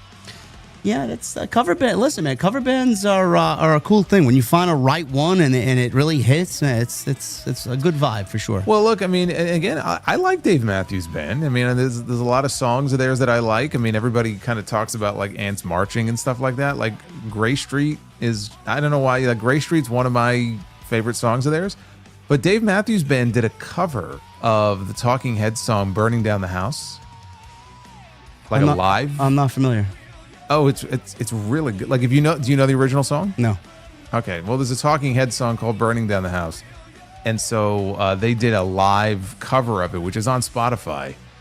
And I think I might actually like that version even more than the original. Like, it's really, really good. So, yeah, I mean, I don't like them to the point where I would see them 300 times, but I'm a Dave Matthews Band fan. Yeah, it's got it's a vibe for sure. Not my personal cup of coffee, but it is definitely a vibe. And if we're out and about and it's playing in the background, it's just a nice vibe and chilling, have a nice cocktail. I'm good. Yeah. David Thiering, thank you, brother. Always appreciate seeing David in the chat. Raven, look, I love Sammy, and it sounds great on paper, but how many underdog sob stories do we have to sit through with him against Roman, against Gunther, now against Seth? Where enough is enough. Love y'all. It's tough to disagree with you, Raven, but I mean, next to Bryan Danielson or Daniel Bryan in WWE, I mean, Sammy even coming up in his days in NXT, I mean, he was the next coming of Daniel Bryan in WWE to play that underdog, scrappy babyface, and he does it. He did it excellent then, and he does it excellent now. So, I mean, I can't really envision him as anything else. I don't know how Jason feels about it, but... No, I feel the same way. Yeah. Andrew Cool with a 2. Could 100 pro wrestlers beat one gorilla? Yeah, I don't know what this is. I don't know where this is coming from, but I'm taking the gorilla. Oh, yeah, of course. I'm taking the gorilla 10 times out of 10. Yeah. Yeah, I don't know what was the story years ago? I mean, there's probably been multiple stories like this, but there was a story a number of years ago about a woman who had her face like ripped off. Yeah, it wasn't I a remember. Gorilla, though. What was it? It was an orangutan. Maybe. Yeah, I remember. I vividly, not vividly, but I faintly remember the story for sure. Yeah, I remember because it was horrifying. But the strength that they have, like it is terrifying. Yeah, I would not want to be stuck in that situation. I won't even volunteer. Yeah, I don't know who's making a video on this. Is Mr. Beast making a video on this? Can't imagine. Better him than me. Yeah. Chimpanzee, thank you. No, it was a chimpanzee. Okay. Superman with a 5. If The Rock was to come in now, would it be a good move?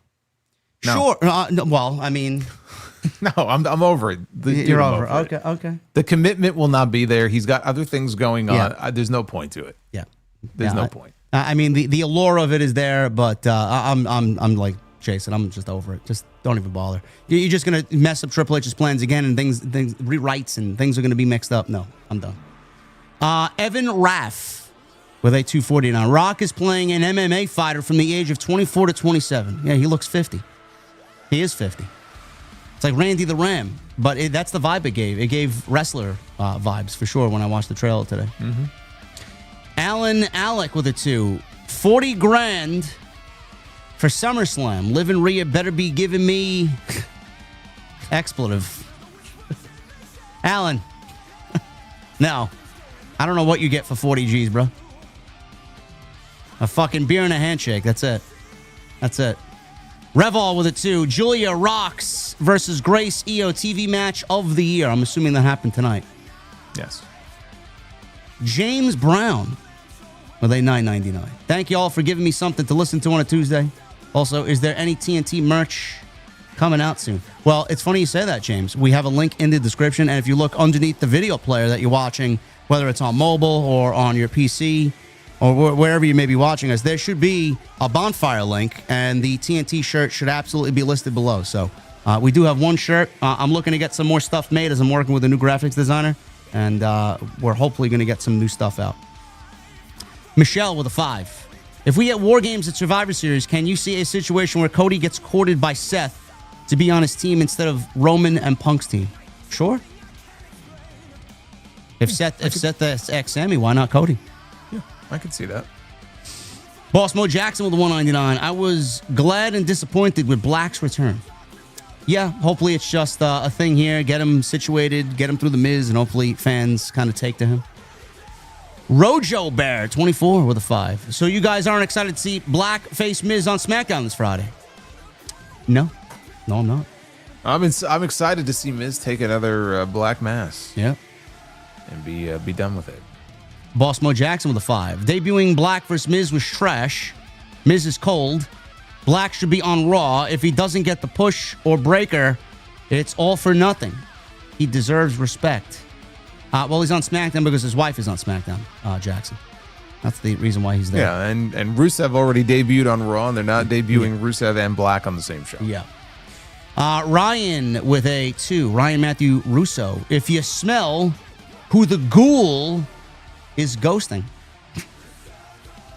Yeah, we're about to see Ghoulberg sooner rather than later. Halloween's coming early. Yep. Get ready. Mr. Brown in town with a 2. Heyman, Seth, Braun, and Dominic. No, Dominic is going to be leading whatever is left of Judgment Day with his on-air girlfriend. Boss Mo Jackson with the 199. WWE's Jacob, Penta, and Breaker. It's great to be a fan. Yes.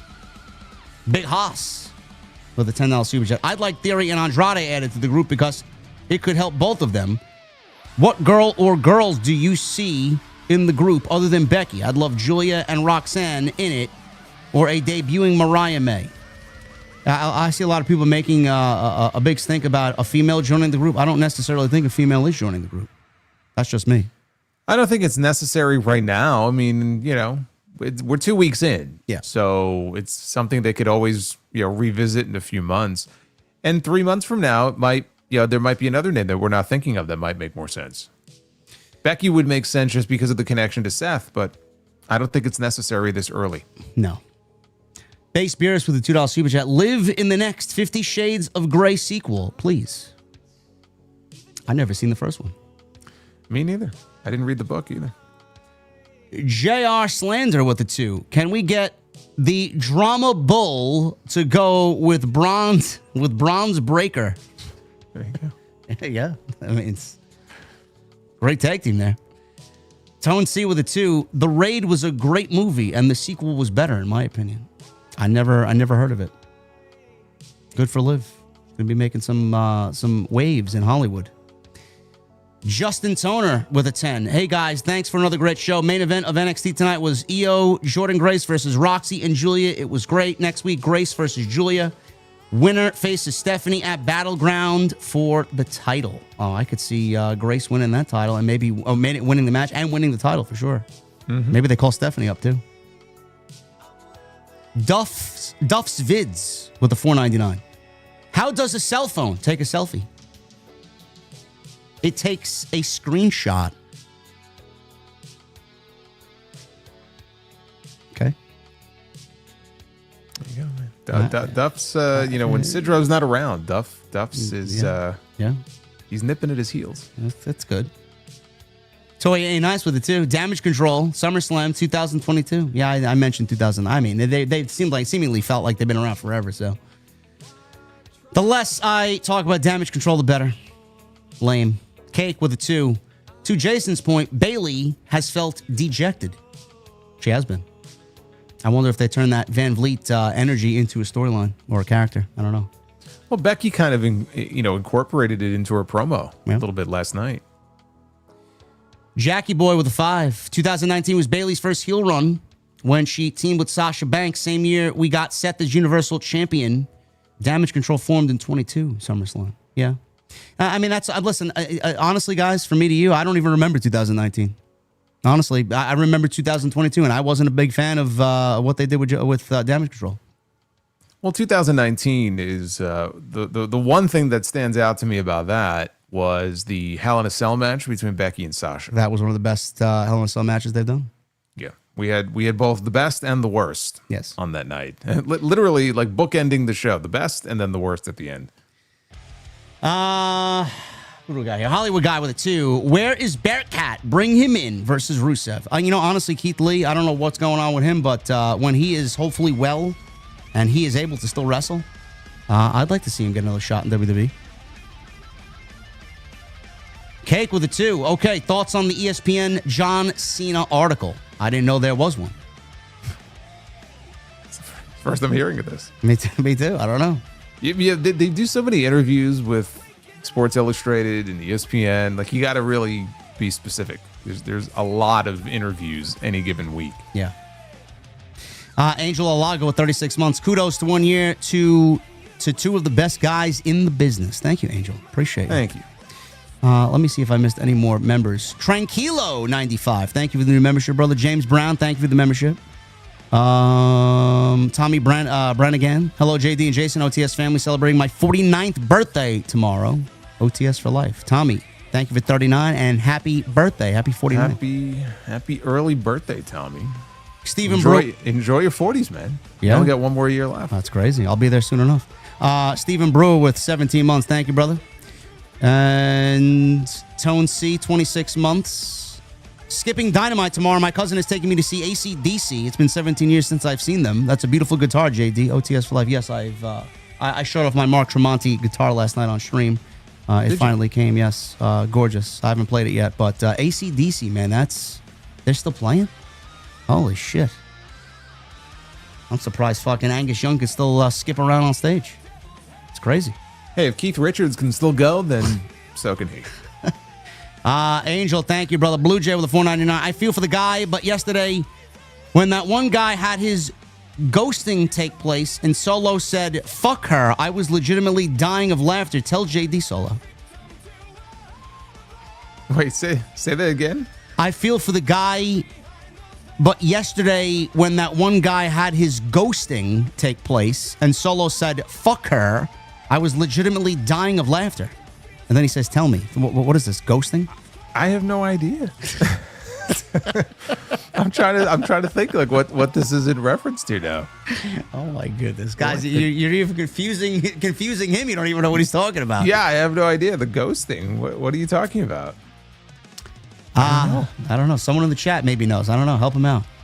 Furious Snake. Oh. Okay. Yes. Okay. Daddy Ugarte, thank you. Now there was a guy who wrote in who was, I think it was Project Libertad, who went on a date and it did not go well, and he got ghosted. I think she may not have shown up, and so he was really down. because as anybody would be in that situation when you get ghosted on a date. So I said, brother, don't worry about it. Like, tomorrow's a new day. Fuck her. And I said, well, you may not be doing that with her, but you get my point. I said, fuck her. There'll be somebody else. But I guess the way I said it, I was very blunt in my delivery. So well, I mean, that's solid advice there. Yeah, really. Yeah. I've been ghosted before.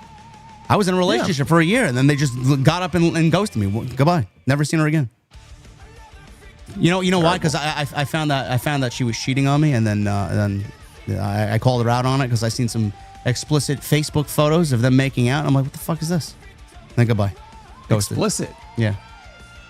Wow. Yeah. On Facebook. Yeah. Well, not really explicit, but they were sharing. You know that 101 Dalmatians photo where they're sharing the spaghetti and kissing. That they were doing that. I was gonna say, what kind of explicit photos were they sharing on Facebook? No.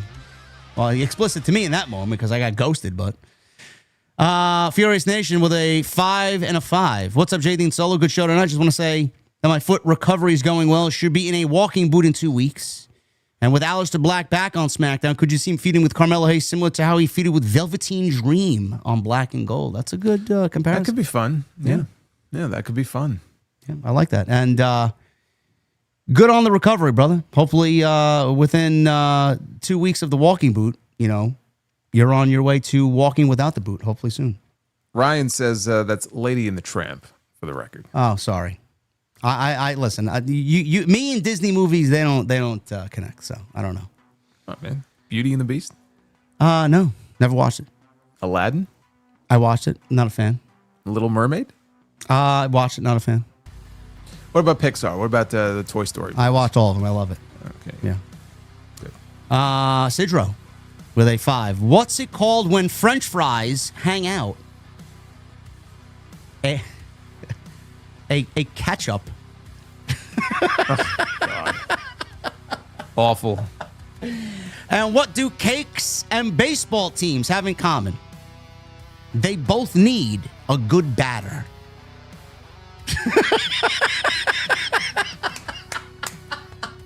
Very good. All right, you redeemed yourself, bro. You redeemed yourself. Very good. Duff's Vids with a $4.99. A man walked into a library and asked for a book on suicide.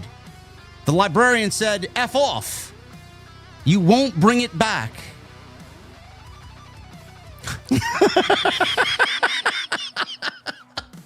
Oh, my God. That's so awful. Oh, man. Listen, Sidro, you got some competition here, man, honestly. Oh, my goodness. Oh, man. Duff's. It's always the ones that take like 2 seconds, 3 seconds, and then it hits you. I'm liking Duff's. I'm liking Duff so far, man. He's got a good vibe here. Mark of Kane with a 10. The Rock is taking over. Closed the casket on Triple H's career, but cut a sunroof for his nose. And with the size of his nose, he can smell what The Rock is cooking. Man, you're already predicting the guy's demise, man. At least give him some time to fucking do what he's got to do. Learning Tree, Jericho, 8131 with a 10. If we were to get the first Paul Heyman girl in Seth's group, who would you each prefer it to be? I think Julia, Shayna, or Lola Vice would fit in perfectly. None of those. None of it. Shayna Baszler? No, you're asking, you're really coming too close to the Death Riders with Shayna Baszler. Yeah. I just, it's not going to be any of those people. No. Thank you, Learning Tree, with the 10. Furious Nation with a $4.99. In your guys' opinion, could you ever see WWE at all do a PLE at Yankee Stadium? Plus, I'm seeing the Yankees-Mets game on May 17th at Yankee Stadium. That'd be pretty fucking cool, but no, I don't foresee that happening. No, I don't think so either. No. Sidro with a 5. What kind of tea is hard to swallow? Reality.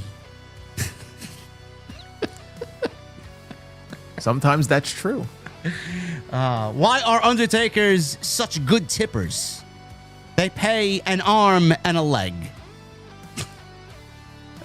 All right, man. Duff's had you beat on the last one, I think. He says, hashtag, I am the best comedian, no Duff. Gears with a 5. Hey, guys, have you heard of the band Ghost? If not, listen to their new Skeletor album. It's fire. I have not listened to one Ghost song, Gears, and I don't think I'm going to start, bro. Duff's Vids with a $4.99. Just say no to drugs. Well, if I'm talking to my drugs, I probably already said yes. Can you imagine talking to your drugs? Some people do. I know. Blue Jay with a $1.99. Also, new weekly super chat. Don't forget, role model. Oh, you got a new role model one? Role model. Oh, God.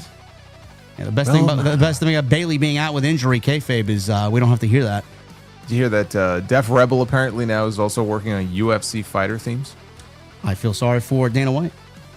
So all these people that we're talking about, all these rumors about how Def Rebel is going to be gone soon, their contract is expiring. No, they're getting more involved with crazy. The TKO family. I don't know who's making that decision, but it's awful. Furious Nation. Actually, no, Base Beers with it too. Kelly's real name was absolutely perfect. Yes, that's another one. Barbie Blank. Yes. Yeah. That was a great ring name. Furious Nation with a $9.99. Also, with Mariah May probably coming to WWE. Hopefully, Britt Baker and Thunder Rosa are next whenever they are free. And surely they get along under Triple H better than under TK. Thoughts? Yeah, I don't think there's going to be any locker room drama. I don't think you usually see that in WWE. But Mariah May, let's start with Mariah May and not predict Britt Baker and Thunder Rosa, who are clearly not anywhere close to being away from AEW. But Mariah May, I mean, there's fuel to that fire for sure. True Crime Unraveled with a 5.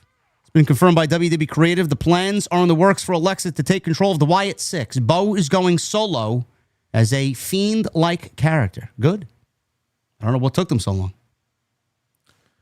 Maybe he can use Travis Scott's song. Really asking for it, huh? Fiend. Duff's Vids with a $1.99. Can February, March... No, but April, May. What the hell? Oh, my God. Oh, my God. All right. Duff's. Listen, man, Duff's is coming in hot. Fernando with a 1 month. That Io and Jordan versus Roxanne and Julia match was great. Yeah, I'm hearing. I gotta go watch whenever I can. Here's Duff's again. $4.99. I don't like stairs. They always lead you down another level. Yeah, Duffs, you better save some of that, for my channel. We got Dynamite tomorrow night. Cake, $2 super chat. ESPN wrote how they booked the rest of Cena's run. Really? Oh yeah, okay, I did see that. Yeah. It was it was weird because one of the matches they predict, I think it might be for Money in the Bank, and I don't know how they came to this, is Cena against Jey Uso. That's all I need to know not to read it. Thanks. Yeah. Thanks. Yeah. Yeah, no, thank you. Thank you, Cake. Jeff with a 5. Hey, fellas, in the end, do you truly even believe Triple H creative will be better than it was in the Attitude Era? I don't know why we're comparing eras. Oh my. Yeah, goodness. Why are we even comparing it to the Attitude Era at all? I don't know. So I'll read this to you anyway. This is there was an ESPN feature about all of projecting John Cena's final WWE matches this year. So according to this feature, he beats Randy Orton at Backlash, which, I mean, no shit. Jey Uso beats John Cena to retain the World Heavyweight title at Money in the Bank. John Cena beats CM Punk in July at Saturday Night's Main Event. John Cena and Travis Scott beat Cody Rhodes and Bad Bunny at SummerSlam. Joe Hendry beats John Cena via DQ at TNA Victory Road in September. John Cena beats Seth Rollins and Roman Reigns at Crown Jewel in November. And then Cody Rhodes beats John Cena to become the Undisputed Champion in December at Saturday Night's Main Event. Bro, there is no doubt in my mind that fucking Grok or Chat GPT booked this fucking entire article. Awful. Come on now. That's not any, none of what you mentioned I want to see at all. what do we got here? Base Beers with a 4. Cena should insult, disrespect Orton's family. Instant heat. And Repo Man should have just joined IRS and DiBiase. Yeah, actually, that would have been quite funny, actually. That would have been great. Havili with a 100 coming in here late. Coming from Brisbane. JD, if Randy Orton wasn't injured, would he face Matt Riddle or reunite RK Bro to face the Usos at WrestleMania 39? And would you consider Asuka a cruise besides Charlotte, Bianca, Nia, and Shayna? Whoever teams or face her end up being pregnant, a.k.a. Becky, Carmella, and Alexa. Maybe he means a cross between... Or a curse? Maybe curse? Ah, yes. Is Asuka cursed? Well, yeah. Well, so the curse was that Asuka would mist people, and then they would end up pregnant. Oh. Okay. Yes. Yeah. No. That sounds ridiculous. But yeah, I mean, it's amazing to even think if Randy Orton didn't get injured, would him and Riddle take down the Usos? Oh, they would have feuded. Yeah. They would have feuded. Yeah. Thank you, Havili. I absolutely did read that last night, Havili. Absolutely. That's the same message I got last night, yes. And we'll end with this one. We got Base Beers with it, too. What is Triple H's favorite element? Barium. Barium? How do you pronounce that? Barium? Barium? It's barium. Barium? Yeah. What the hell is that? Barium. What is Triple H's favorite element? Barium. Yeah, I see the little coffin there. Okay. Yeah, that one didn't hit Biz Beers. I'm sorry. No, it didn't. Have you ever had a barium drink or mix? I have not. It's the sort of thing they make you drink when they want to take an X-ray so they can see your insides. It's not fun. No, it doesn't sound fun. And it's not fun. I will stay away. Yes. Hopefully, I don't have to do that. But thank you guys for a great stream. We got 3,100 plus in here. We got over 1,000 likes as always, man. We're on quite the hot streak here. Thank you for the super chat love. And thank you for the memberships tonight. Really appreciate you guys. We are starting a brand new month of May. Next Tuesday, episode 94. And as always, I'm going to leave it to this guy to sound us off for what was a great episode here on Tuesday Night Titans.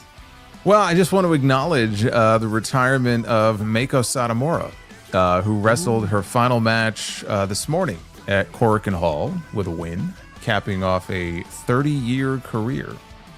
Oh. So much happiness to her in her retirement. One of the greats, really, in women's wrestling history. And she's been with WWE now. I mean, she's doing stuff in Japan as well, but she's been signed with WWE for a while, NXT UK Women's Champion. I still feel like there was more they could have done with her. So that was kind of disappointing, but hats off to her after a 30-year career. Tremendous. 30 years in the wrestling business, man. That is, not many people could say that, but That's unbelievable. Thank you guys again. We appreciate all the support here on Tuesday night, and we will be back next week. As always, same time, 8:30, episode 94. We're nearing 100 episodes, and we're nearing the Solid Monsters' 1-year anniversary of joining the show. So we will definitely be celebrating. Doing what? I don't know. Maybe we'll set up a goal to buy him a El Grande Americano mask. Maybe. We'll see. But thank you guys very much for all the support. We'll see you next week right here on TNT, episode 94. And we'll see you guys later.